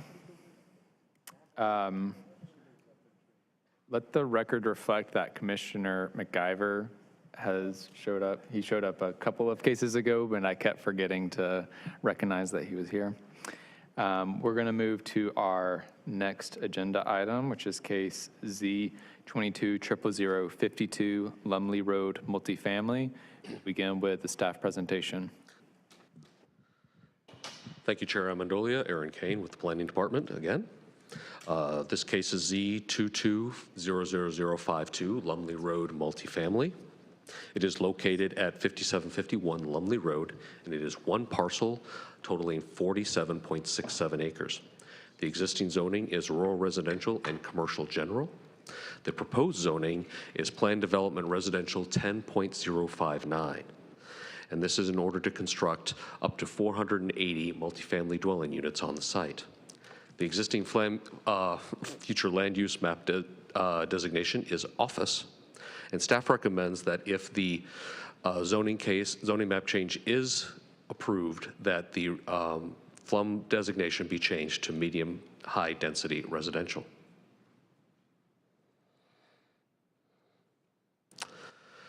The zoning context shows a mix of zoning districts in the area, primarily commercial general and light industrial light along the US 70 corridor, and residential zoning districts to the west and south for the most part.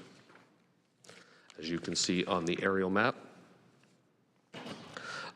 the aerial map shows this mix of uses with commercial and light industrial uses, again, along the US 70 corridor and some to the west of the site, and primarily residential to the south and southwest. There are several commitments on the development plan for this case. The applicant limits themselves to no more than 480 dwelling units on the site. 3% of the units will be income restricted to households earning 80% of area median income or less for 20 years. Erosion control measures will be consistent with the proposed UDO amendment that you all have seen is going forward to the elected bodies in the near future regarding double silt fencing and use of flocculants. There are also several roadway improvements, including a 10-foot shared path or a 5-foot sidewalk along Lumley Road, construction of an eastbound left turn lane onto Lumley Road for each entrance to the site, and installation of a traffic signal at Page Road and Page Road Extension. In addition, exterior balconies or patios are committed on at least 60% of the units. The development plan is shown before you in the proposed conditions, which includes access off of Lumley Road with a stub out to the east to future development that would be in Wake County. Considerations such as open space and tree coverage meet UDO standards. A neighborhood meeting was held in accordance with UDO requirements on March 8th, 2022. 2 community members and 1 county staff person were in attendance. 1 social pinpoint comment has been received and is in your packet. Staff determines that the request is consistent with the draft place type map, the comprehensive plan, and other adopted ordinances and policies. While not consistent with future land use map, staff recommends a change in the designation to medium-high density residential, 8 to 20 dwelling units per acre, if the zoning map change is approved. Staff and the applicant are here to answer any questions should you have them. Thank you. We will open the public hearing. We'll begin with the applicant presentation. You'll have 10 minutes. Thank you, Aaron, and good evening, Chair Amendolia and members of the Commission. I'm Jamie Schwadler with Parker Poe at 301 Fayetteville Street in Raleigh. I'm here on behalf of the applicant tonight, and I'm accompanied by Kelsey Westwood and Earl Llewellyn, engineers with Kimley Horn, who can answer any technical questions, as well as our team who's here to answer any questions related to the development. The team is proud to present this multifamily project with committed affordable units to help meet the housing needs in Durham, accompanied by appropriate environmental commitments along key existing and planned infrastructure corridors. If we could advance to the next slide, please. The request is to rezone one parcel of 48 acres on Lumley Road that extends back towards Highway 70 to the north and borders Wake County to the east. Next slide. The current property is vacant and is mostly adjacent to other vacant land, some of which has been rezoned but not yet developed. Also across the street is the Houndsworth Village townhomes and a portion of the Indigo Apartments on Marion Park Lane. The next slide shows the property on a red star adjacent to the future location of the Aviation Parkway extension in Northern Durham Parkway. So you see in the center of the slide there is the red star of the property location. The extensions I just spoke of run kind of north-south to the top to the bottom of the page. And so what we're doing is placing residents close to nearby infrastructure that's already flagged for upgrades and changes and putting people in those locations. The next slide shows the place type map designation for this property, which is mixed residential neighborhood. Our request meets this draft designation because it will provide new homes on previously undeveloped land. It clusters those homes in a way that's respectful to the environment and is designed to add a diversity of housing types at different price points and densities. Thus, will be consistent with the place type map and the new guidance on which you're basing your future decisions for Durham's growth. The next slide shows the current zoning on the site is mostly residential rural with a small section zone commercial general. We're requesting to rezone the entire property to PDR to allow for development of no more than 480 apartment and or townhome units. This application is also accompanied by an annexation petition shown on the next slide and is appropriate in this location because the site is surrounded by city jurisdiction to the north, south, and west, so annexation will allow for efficient and effective provision of public utilities. The next slide shows the commitments which were carefully selected to address Durham's current housing needs and key issues that the city faces. They include affordable housing commitments of 3% of the units committed as income restricted dwelling units at 80% AMI for 20 years. These will be compatible in square footage, number of bedrooms, and external appearance in the market rate units. This is all listed as commitments in your development plan, and I'm just providing summaries on the screen. As to housing variety, up to the 480 apartments and or townhomes will be provided that complements the existing product in the area, but provides more product to allow for both that market rate that balances out the affordable housing commitment. As to transportation, Aaron did a great job of highlighting the 10-foot shared path for the full frontage of the site, as well as a traffic signal to be installed if warranted.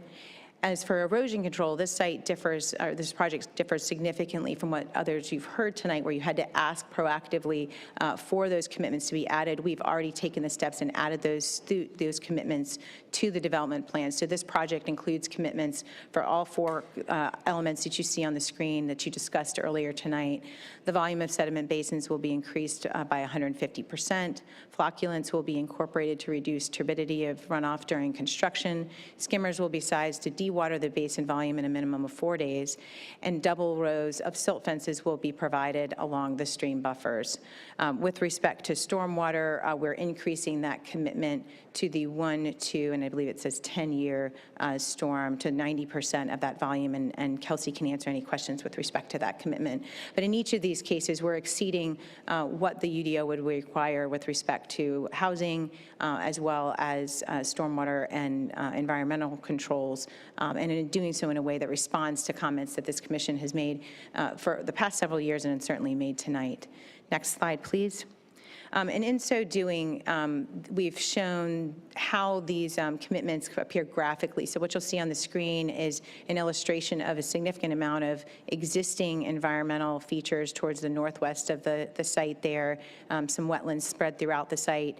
The second page of the development plan also shows the extreme topography that exists on this site. So what we're doing is trying to nestle those apartment and townhome buildings in this topography challenge, as well as the constraints that we have with wetlands and clustering them throughout. The red arrows that you see on the screen are the site accesses that Aaron outlined earlier, and we're happy to answer any further questions on those. So the next slide really highlights how this rezoning is consistent with your draft comprehensive plan for all of the reasons that I stated earlier. It's consistent with policies 39 and 41, that because this instructs that new proposals should include a commitment to affordable housing, and I know that there's a preference for the units, and we're happy to deliver those tonight. It produces more affordable housing of all types that follows an accepted design standard, as those will be comparable in size and makeup to the market rate housing. It's consistent with policy 46 by providing a variety of new housing types and development, as well as policy 79 to locate the open space so that it protects the most environmentally sensitive portions of the site and creates large and contiguous habit areas, as we outlined earlier. There are some of those existing on the site, and the topography will encourage us to cluster those as we go. Policies 109 and 163 also deal with important draft comprehensive plan policies that this body has discussed and are consistent with what you find in your staff report. And so on that basis, the next slide just highlights that in addition to this consistency, it's consistent with UDO requirement 3.5.10 because we're compatible with the zoning and uses of the nearby property, the character of the neighborhood, both existing and projects that are proposed but not yet delivered. The subject property is more suitable for the proposed use, which is providing more affordable units, either in apartment or townhome product, as well as market rate product, as opposed to the current designation of office or the vacant use today. It improves the balance of uses and meets the demand in Durham, and it's responding to the infrastructure that's available and planned to support the needs of these future residents. So with that, we're thrilled to be presenting this opportunity for new housing with affordable units and heightened environmental controls in a location that's consistent with your future draft place type map, and we're happy to answer any questions. Thank you. With that, we're going to turn to public comment. Also, real quick, Jamie, is Daniel Gunter part of your team as well? Yes, Chair. Daniel Gunter has signed up, as well as both Kelsey and Earl, just to answer questions, but doesn't have any proactive comments to make. Great, thank you. So with that, we don't have anyone outside of the applicant team signed up to speak in person. Is there anyone in attendance wishing to speak on this item? Okay, we will turn to our Zoom participants. We'll begin with Jane Korist. Hello, can you hear me? Yes. Good evening, members of the Planning Commission, staff, and community members. I'm Jane Korist, staff with the Durham County Engineering and Environmental Services Department, and I'm here tonight representing Durham County on behalf of Jay Gibson, our Director of Engineering, who could not be present. I have submitted Jay's letter to the Planning Commission joint email so that it could be entered in the record. We are not in opposition to this project, but as you know, the electronic sign-up doesn't provide for an informational button to click, just proponents or opponents. You hear a lot about city infrastructure, but this site is actually served by the county's wastewater utility system, not the city's. This rezoning property would be served by the county's Highway 70 lift station, which is located adjacent to this site and which has become obsolete and requires upgrading and relocation. A little over a year ago, in March 2022, I attended the developers' community meeting and expressed to their representatives, who are present tonight, the county's concern over the service issues with the county's Highway 70 pump station and the need to upgrade and relocate it. We requested that they work with the county's utilities division to discuss this need and develop an amicable solution prior to the time the rezoning case was formally submitted for review, and receive their assurances at this meeting that this follow-up would take place. I was therefore surprised to see this case review was complete and moving forward to the Planning Commission, and was further surprised and disheartened to learn from our utility division staff that no recent conversations have taken place with either the developer or their engineers regarding the capacity and the relocation needs for this lift station. The county remains ready to look for a win-win solution for this area's needs that will also benefit this development. Thank you for your time. Thank you. Next, we will go to Donna Steinbach.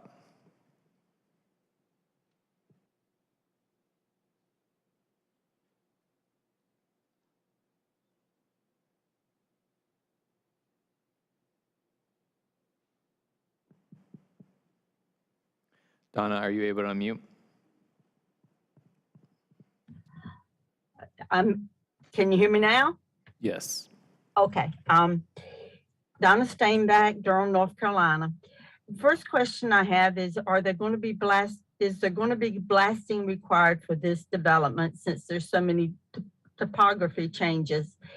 We've had problems with blasting in the past, and we'd like to receive some assurance that any damages would be covered by the developer in case their insurance provider does not. That's where we've been.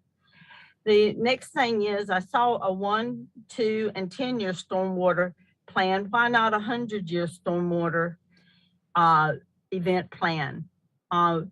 This is in a lot of area that has a lot of impervious surface to it, surrounded by the highways, and I can see that runoff would probably be extensive. The other thing to note is that this is in what I believe is Triassic soil, so the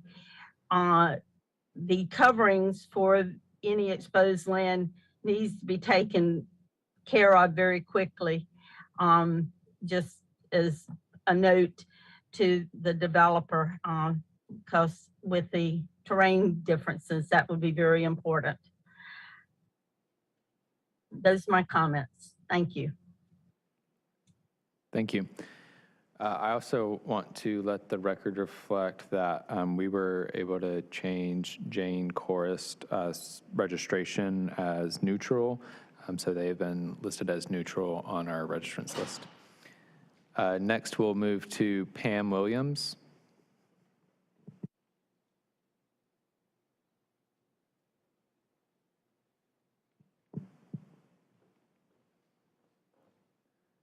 Pam, are you able to unmute? Yes. Things shifted on my computer. Good afternoon. My name's Pam Williams. I live at 2130 Adventure Trail, Durham, North Carolina. I'm very familiar with the project of widening US 70, U5518, and I was glad to see that they mentioned it and hopefully coordinated that with their designs and everything. My concerns here on this parcel is changing it from office to apartments. And it's my concern on the other project down there at Brightleaf also. If we continue, and this has been a continuing thing, to change our commercial, our industrial to residential all along US 70, to me, US 70 should be, more business, commercial. That's what y'all had planned originally. That's what it should be bringing in the business so people and residents can walk to some businesses instead of taking all the business and offices and turning it over to residential. How do you provide for those, or like down there on Brightleaf, it's through a service road. So it could be provided. Again, I want to mention that the boundary and the opacity looks like minimum.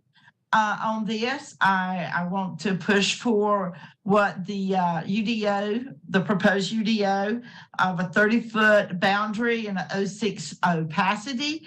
We need to maintain the appearance of these roads and not be looking at townhouses as we drive down these roads, and also for sustainability, environmental reasons and everything. And yes, this area does have some creeks running through it on the north to west side. There's some drainage issues, as you know, on US 70 on the other side of US 70. Okay, thank you. Thank you. Is there anyone else wanting to speak on this case?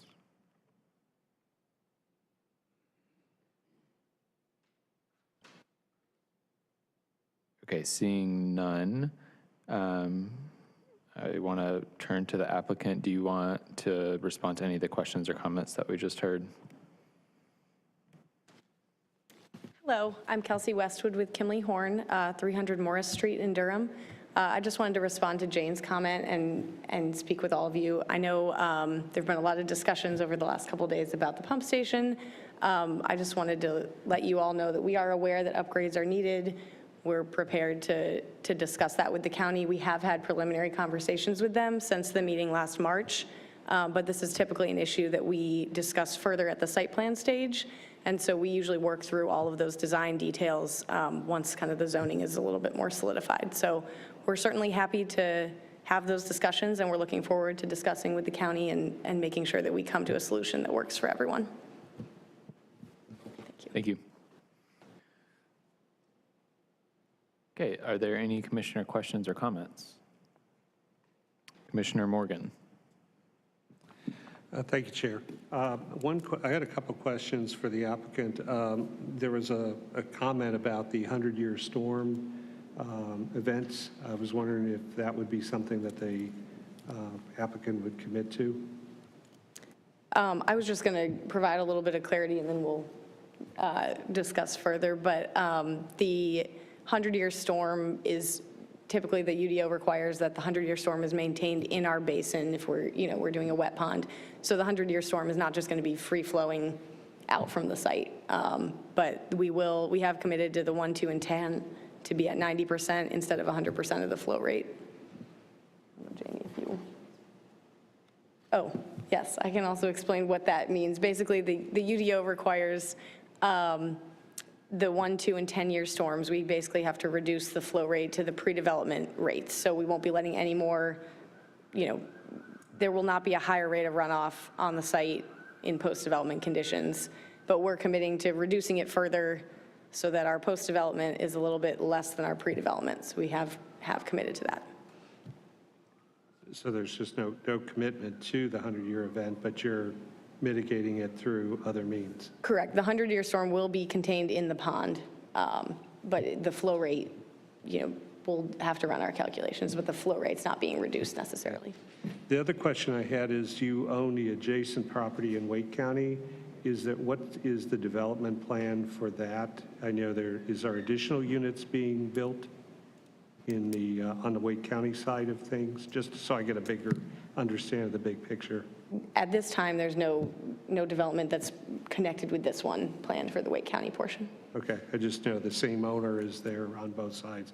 And I do appreciate the respect for the Aviation Parkway extension and the right-of-way along the lines there. So obviously access to it would be very helpful. Yes, absolutely. Okay, thank you. Commissioner Williams. Thank you very much, Chair Amendolia. We'll be brief. First of all, I want to thank you very much for your environmental commitments in mitigating runoff and environmental impacts. Those are a tremendous help. I don't think that we fully appreciate a lot of times what goes into the planning for these things. And since we've seen more oftentimes than not, 70 has turned into a river with immense flooding, I think that that will continue to happen and that trickle-down effect will take place in Durham.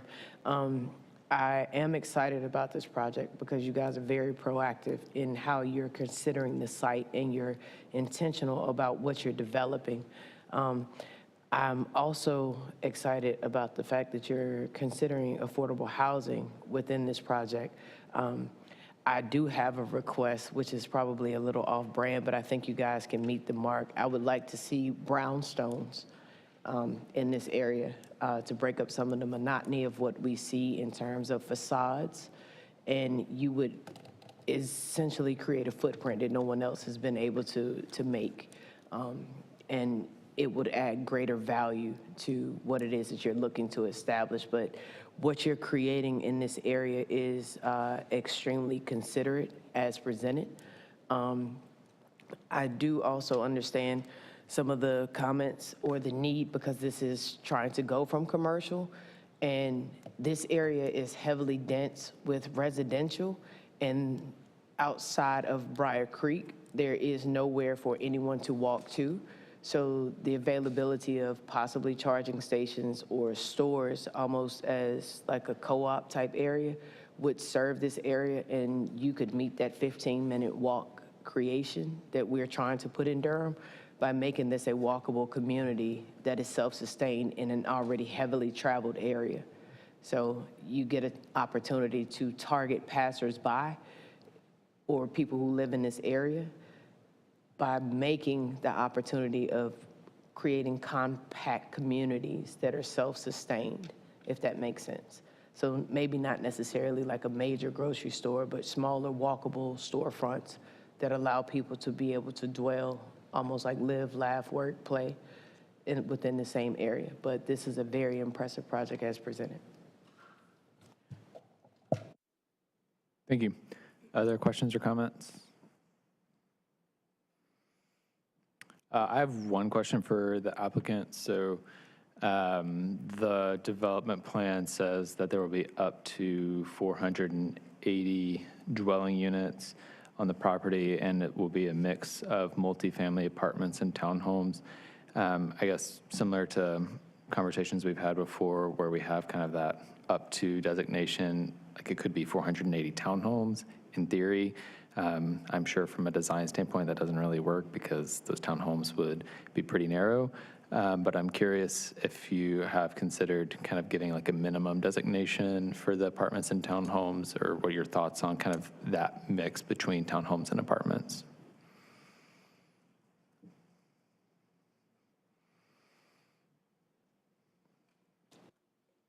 We had originally tried to keep it rather flexible because of the topography changes, and I think you're exactly right. It would be very difficult to have all townhomes in this area.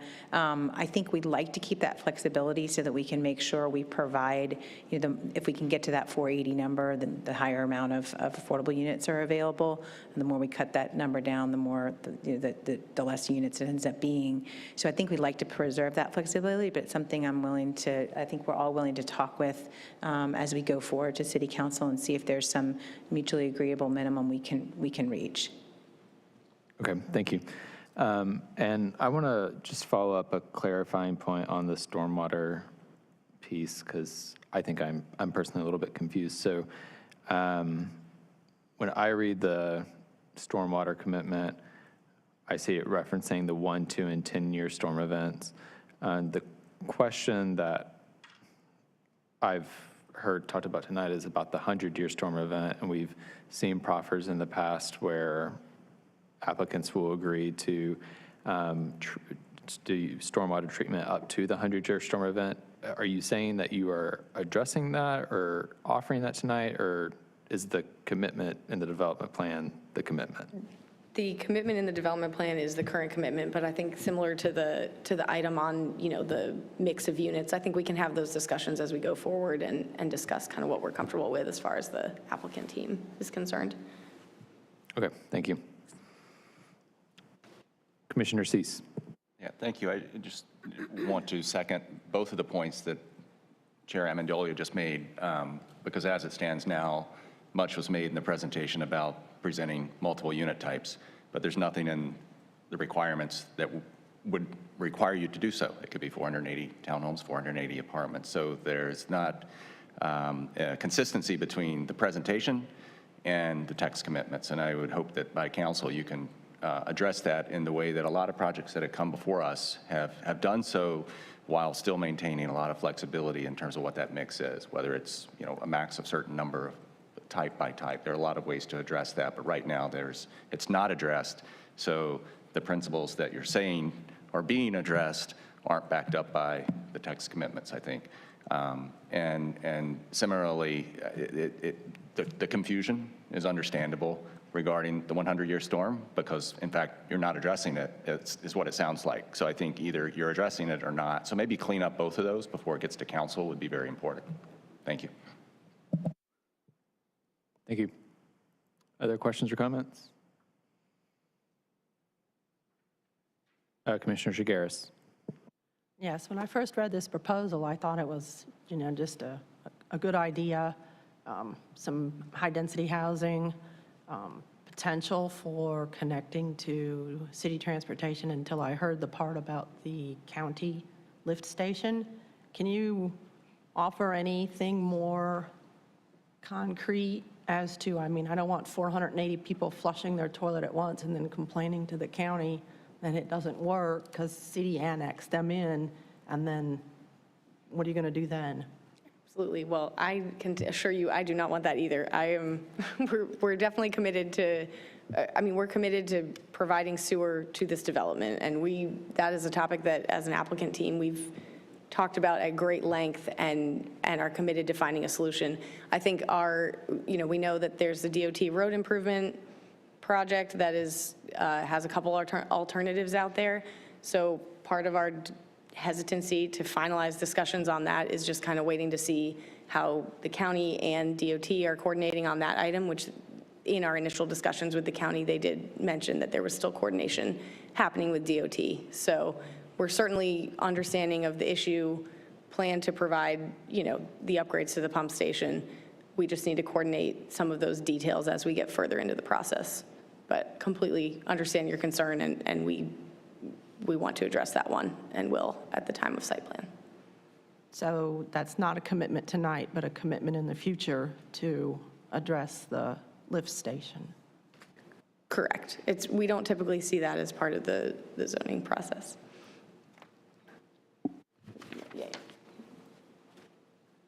And just to clarify, that won't be an added commitment in the development plan because the code will require us to work with the planning staff and the county through the site plan process and respond to comments as we go. And I'm happy for planning staff or anyone else with the city to chime in or correct us if we need to be corrected. Yeah, I appreciate those comments. So there are lots of situations where you run into where we have to work with both the city and the county with water management and with county utilities on sewer basins and with water. And so often that happens independently of the rezoning process. Usually happens with the annexation process. And so by the time it gets to city council, that associate annexation has that fleshed out in how that's going to happen. I will also add that thinking about how we've treated applications before, we can't require one proposal to build an entire lift station. That's not fiscally feasible. And so it'll require some innovation. It'll require probably some work working with the county to make that happen, and probably working with some other projects as well. But we haven't seen proffers where an applicant built a lift station by themselves because that would be cost prohibitive. Commissioner Cease? A question for staff. Could you address the project that's been approved, I believe, immediately to the west of the site? And specifically, were there any required stub outs or connections? Did staff look at that? Or you may know from the applicant side. I was like, if you can give us 1 minute. Yeah, I tried to pull it up, but wasn't able to. I remember the case, but I don't remember the specifics.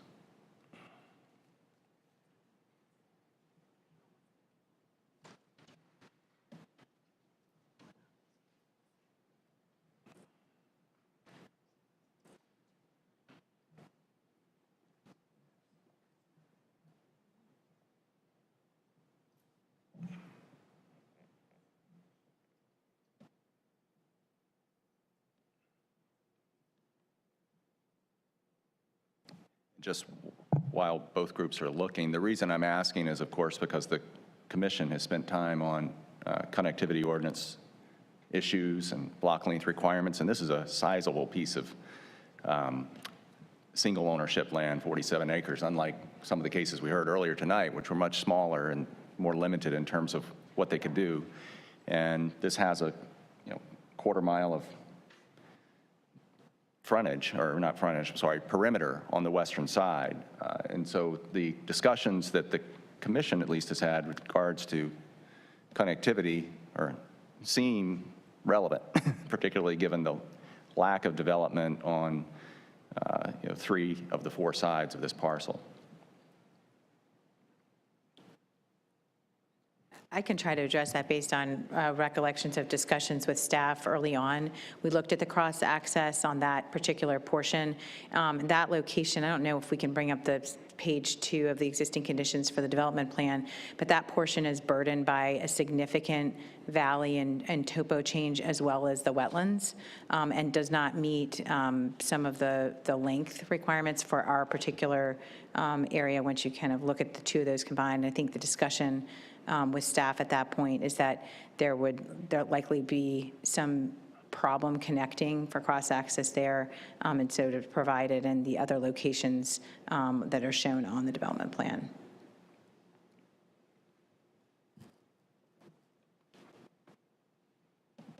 I believe staff would like to add to that.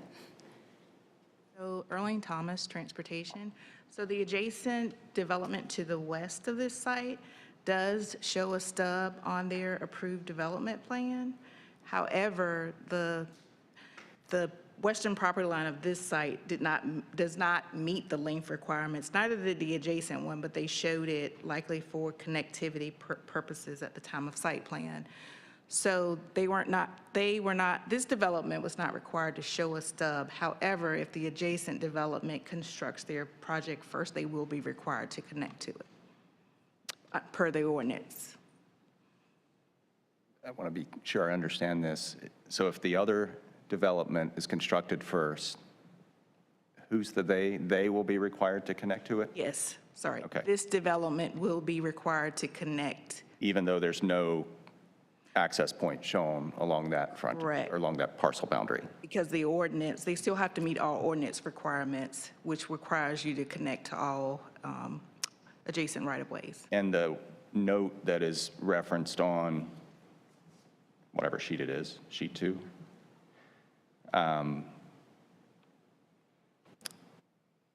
their wording says that no stub out is required in this location because it does not meet the dimensional requirements. Correct. That seems in conflict. Right. So the stub out requirement, the ordinance requires a stub. Is that relevant to you? Every 1,400 linear feet of frontage, which. They have 1,339 feet. Right. So it's just under, so this ordinance doesn't require a stub in that cardinal direction.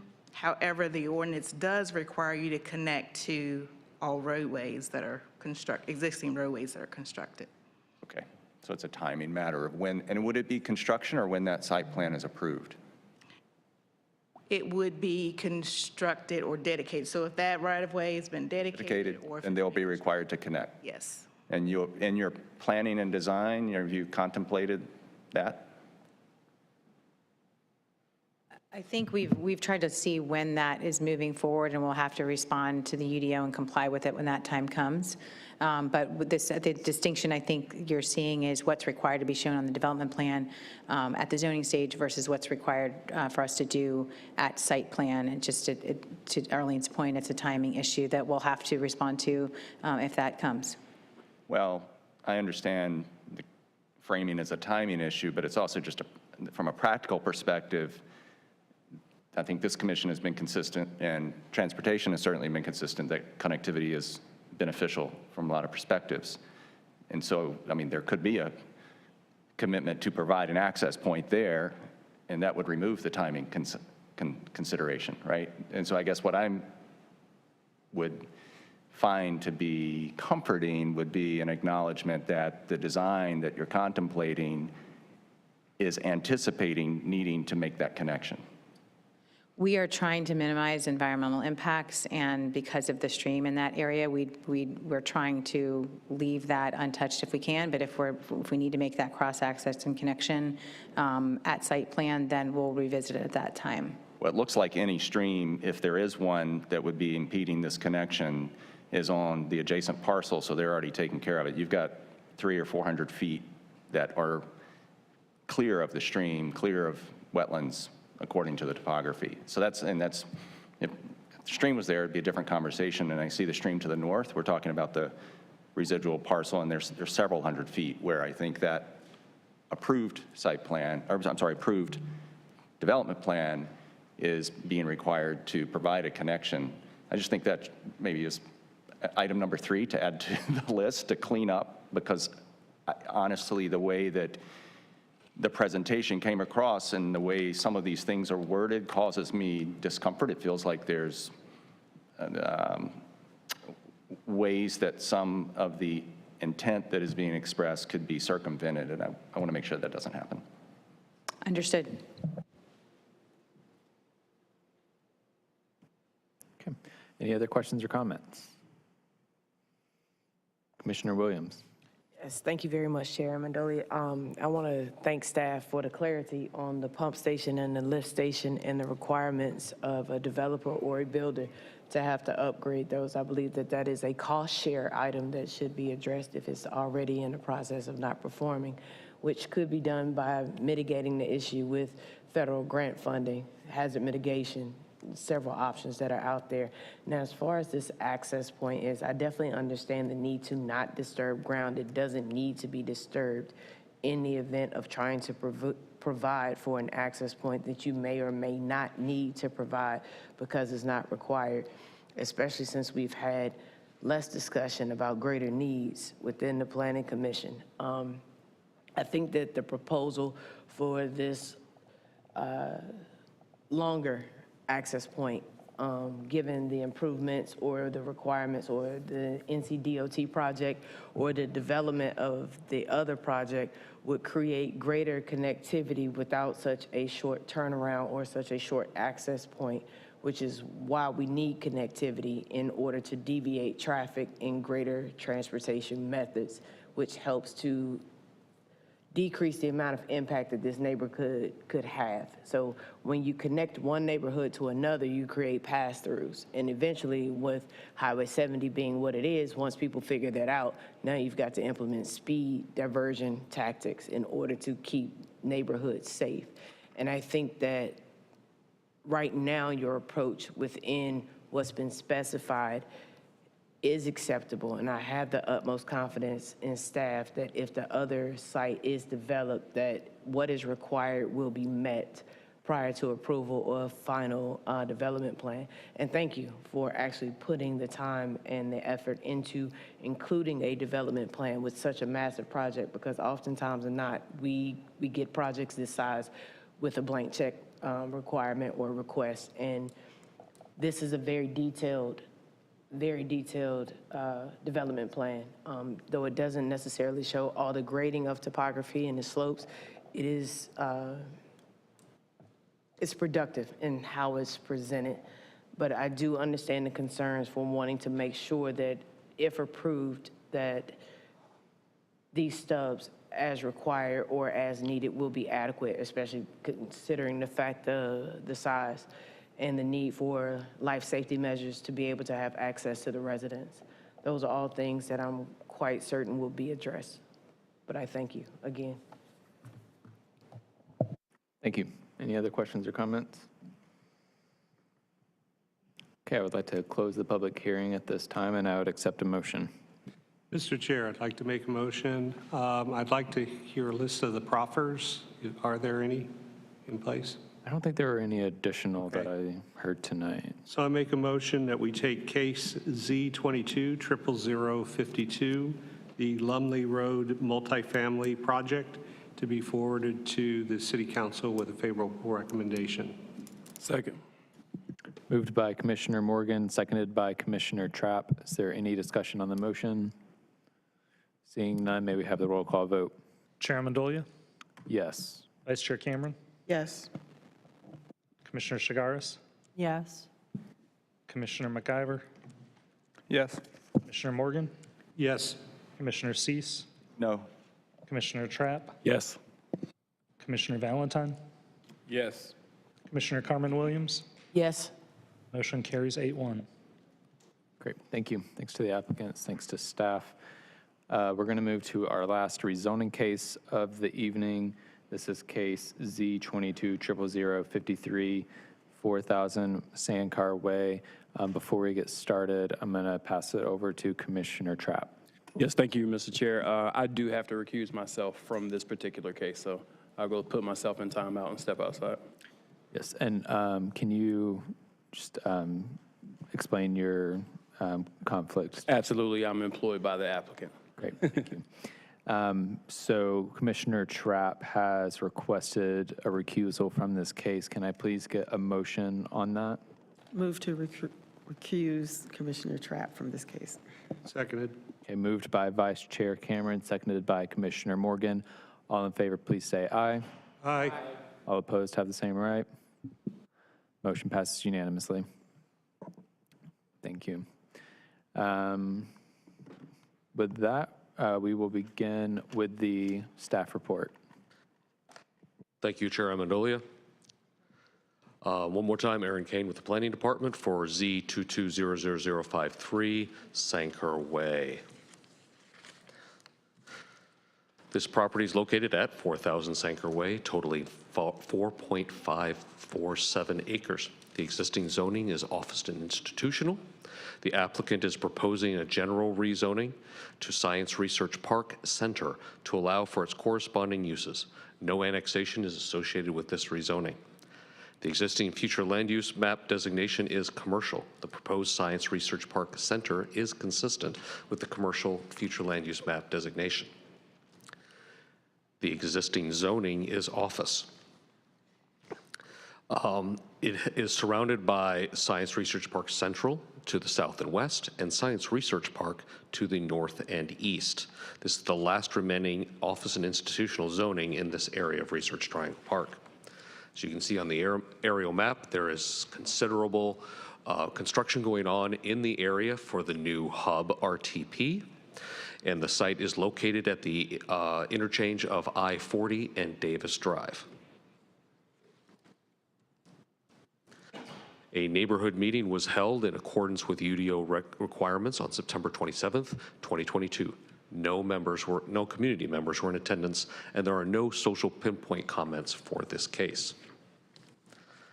Staff has determined that this request is consistent with the future land use map, the draft place type map, the comprehensive plan, and other adopted ordinances and policies. This proposal is in the public interest due to the conformance of the SRPC zoning district on the property that is surrounded by similar zoning districts and designated commercial on the future land use map. With that, staff and the applicant are here to answer any questions you may have. Thank you.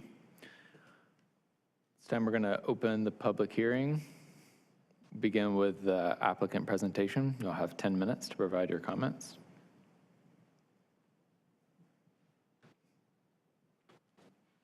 Good evening, Planning Commission members, and thank you very much. And thanks to Aaron for that presentation. My name is Travis Creighton. I'm a senior planner with the Research Triangle Foundation of North Carolina. We are the nonprofit entity charged with stewardship and oversight of Research Triangle Park. We're also the owner of this parcel. I'm also joined this evening by our president and CEO, Scott Levitan. We are requesting this rezoning tonight to bring this parcel into the SRPC district, which, as Aaron mentioned in his presentation, surrounds this parcel. When the SRPC district was created in 2015, this parcel was not included in that rezoning because we did not own it at that point in time. We became the sole owner of this parcel in December of 2020, and so we're requesting the rezoning to be able to plan accordingly for the future of this parcel in conjunction with our hub RTP development as that continues in future phases. We're not proposing any redevelopment tonight, and the existing use will remain on the site. We simply want the rezoning in order to fully consider this a part of our hub development in a future phase of development. And we'll be happy to answer any questions. Thank you.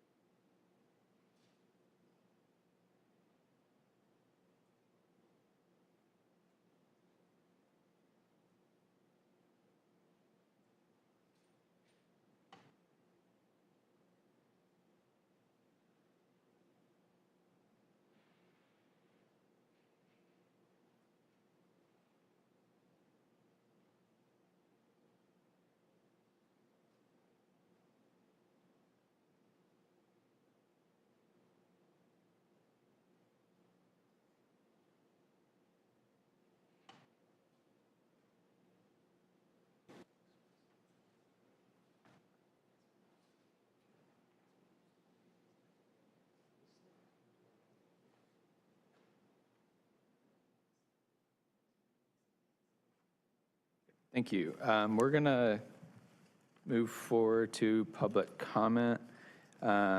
We don't have anyone who registered to speak in person, and I don't think there's anyone else in person wishing to speak. If there's anyone in Zoom wishing to speak on this case, please raise your hand at this time.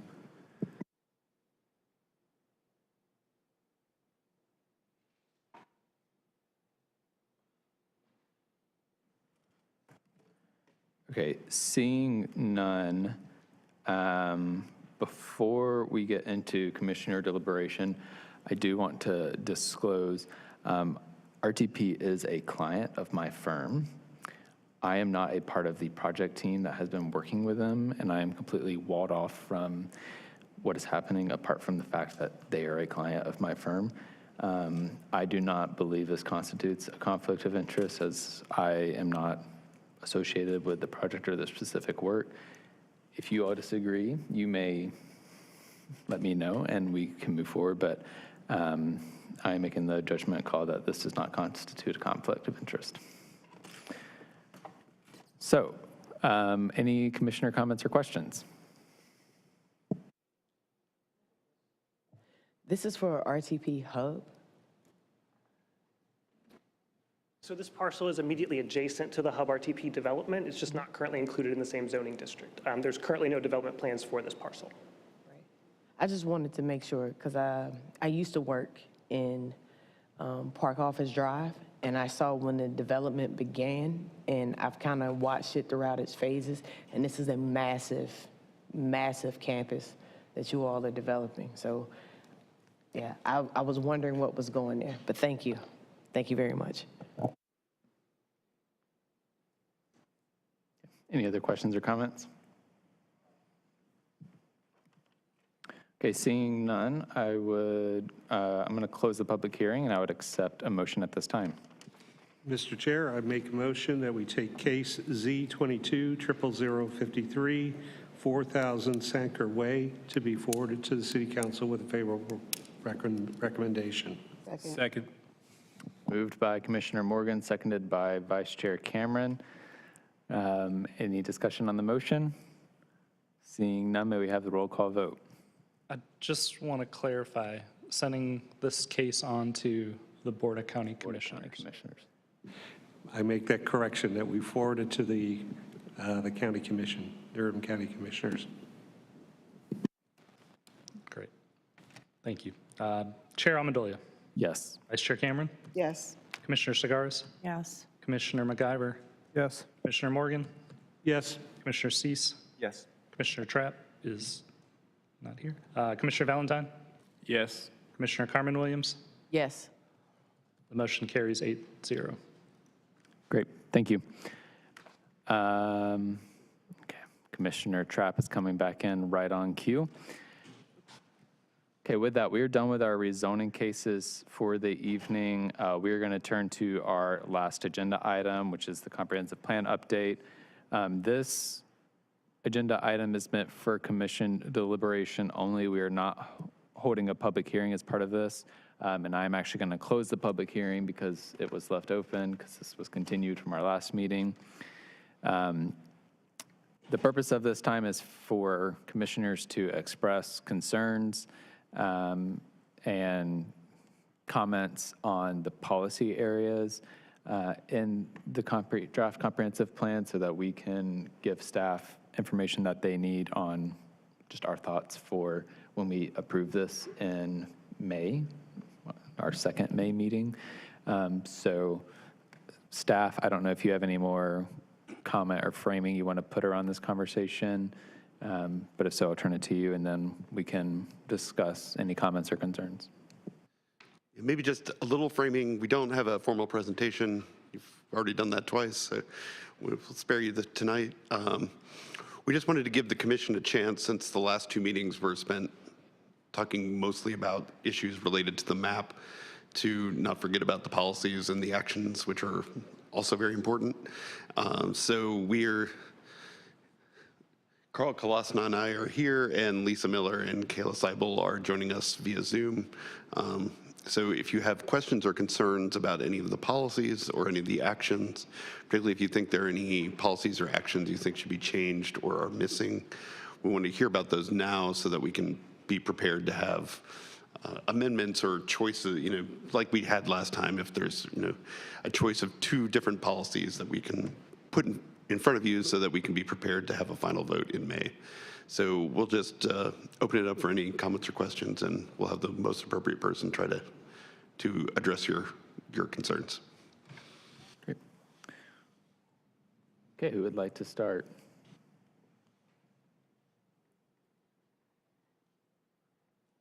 Commissioner Shigaris. So at a meeting, a couple meetings ago, I can't remember exactly which one of the petitioners had asked, why can't people in Durham live over the top of their businesses?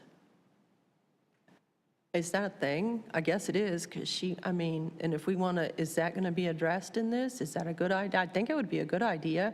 You've got a housing shortage, and if you're going to do infill or promote downtown activities, you can have the business on the bottom level, just like a lot of these mixed-use neighborhoods we want, and have the people living over the top of them.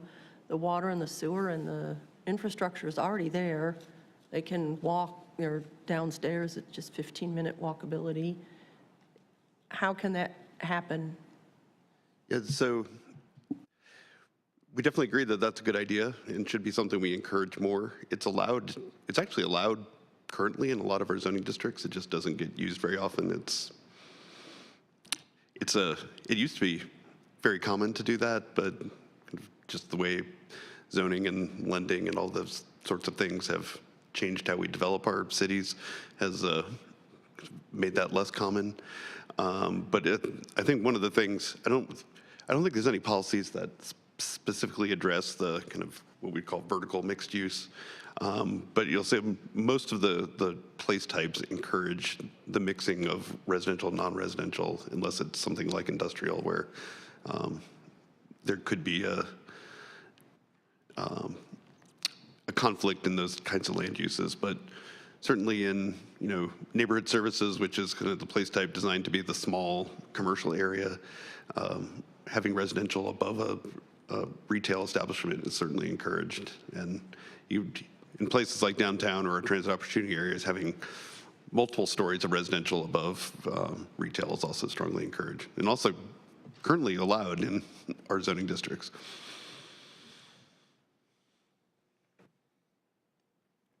Other questions, comments, concerns?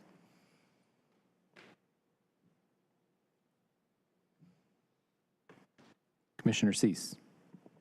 Just a quick comment, I think this sentiment has been expressed previously, but I really applaud the work that staff has done over a long period of time in terms of engagement on the policies, and all of the work in terms of coding that information, in terms of being very intentional about who to include and how to engage communities and individuals that aren't typically present or even necessarily aware of the way in which the planning department and planning policies are established. And so I think it's just a really commendable job that staff has done in that regard. I will acknowledge that I wasn't here at the last meeting where much of the discussion was about the urban growth boundary, and I did watch that meeting over a period of a couple of sittings. It took a while. And I will say just that I have less kind of comfort about the way in which the engagement of some of the affected parcel owners was handled on that point. But on the policies, I think it was really just a fabulous job that folks in Durham and folks in the planning community, kind of professionally in a much broader community, will look to when this is all done with a great sense of appreciation and admiration. So, other questions, comments? Commissioner Morgan. Yeah, I just wanted to make one comment sort of about the place types and how we actually apply them. I think there are some cases where multiple attributes could be very applicable. I mean, especially maybe in the staff reports and how we apply it. Maybe we have a broad thing where we're doing mixed use, but maybe there may be other attributes that we're satisfying by the definition of the place type. So it may be something to consider as a policy or a way we would actually apply that as far as some of the things in the reports, because it would be interesting to see how we apply place types and how we do it versus the FLUM that we have today, and how that would actually be used moving forward. So it's just a comment, just a thought, where I can see, say, a multi-use being placed, a 15-minute walking area, possibly some other types of attributes that could be there, and it actually can enhance the information that's reported to us in the staff reports. Thank you. Any other questions or comments?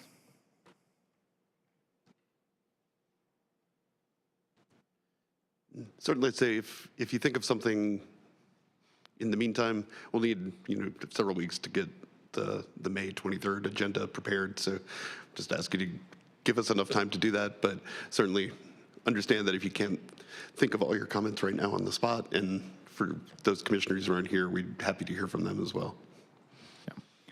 I think the only comment I would make, I think kind of building off of what Commissioner Cease said, is I do feel like with the policies in particular, we did a really good job having a more organic process from the beginning in the development of those and having actual residents working on those. And I know several of us on the commission participated in writing those, and so I think that makes this part a little bit easier because we've had a lot of consensus being built around that for a long period of time. I think similar to Commissioner Cease's comments, what I think we can do better next time and is figure out how to learn lessons from the ways we develop the policies into how we develop the maps, because that's where, like what Commissioner Cease was saying, things kind of, I think there's some communication lost, and also just the way that we draw lines feels arbitrary, even to me sometimes, and I'm a trained planner, much less to someone who is just living their lives, not thinking about how city staff is drawing different lines and designations and how parcels get decided and what gets chosen where. So I hope that moving forward, even after we approve the comprehensive plan, that we'll continue to think about how to engage communities in the actual zoning designations and the place types that we are wanting to, that we're proposing to, that ultimately will shape the places that they live. But as far as the policy areas are concerned, I feel a lot of confidence about the work that has gone into them. Frankly, I'm very thankful to my past self right now, because I read all of the policies like a year ago and provided comments on them. So I feel pretty good about where they are now and feel like my comments have been heard. But look forward to continued conversation on this as we move towards that May 23rd day. I'm trying to go back in time. Okay, I do need a motion on this, and I need to reopen the public hearing so that we may continue this to our May 23rd meeting. So moved. Second. Okay, moved by Commissioner Morgan, seconded by Vice Chair Cameron, and may we get the roll call vote? Chair Amendolia, Yes. Vice Chair Cameron, Yes. Commissioner Morgan, Yes. Commissioner Carmen Williams, Yes. Commissioner Valentine. Yes. Sorry, my order is a little off right now. Commissioner McIver, Yes. Commissioner Shigaris, Yes. Commissioner Cease, Yes. Commissioner Trapp. Yes. Motion carries 9-0. Great. So we will have our next meeting will be May 9th. That'll be a typical meeting where we will do rezonings, and we have a text amendment on it. And then May 23rd will be our crossing our fingers, barring anything unforeseen, we're going to make that our final public hearing on the comprehensive plan. So we will see y'all then. This meeting is adjourned at 8:51. Oh, Grace, cutting me off. Sorry, Chair Amendolia, did you happen to mention earlier, I may have missed it, that we did have a resignation? Did you mention that? I did not mention that. You mentioned that. But we did learn today that Commissioner Brandon Davis has resigned from the Planning Commission. So we have another opening on the commission. Grace, I believe we have 2 openings, 2 total. 1 city, 1 county. Yeah, so we have 1 city opening, 1 county opening. I know the city.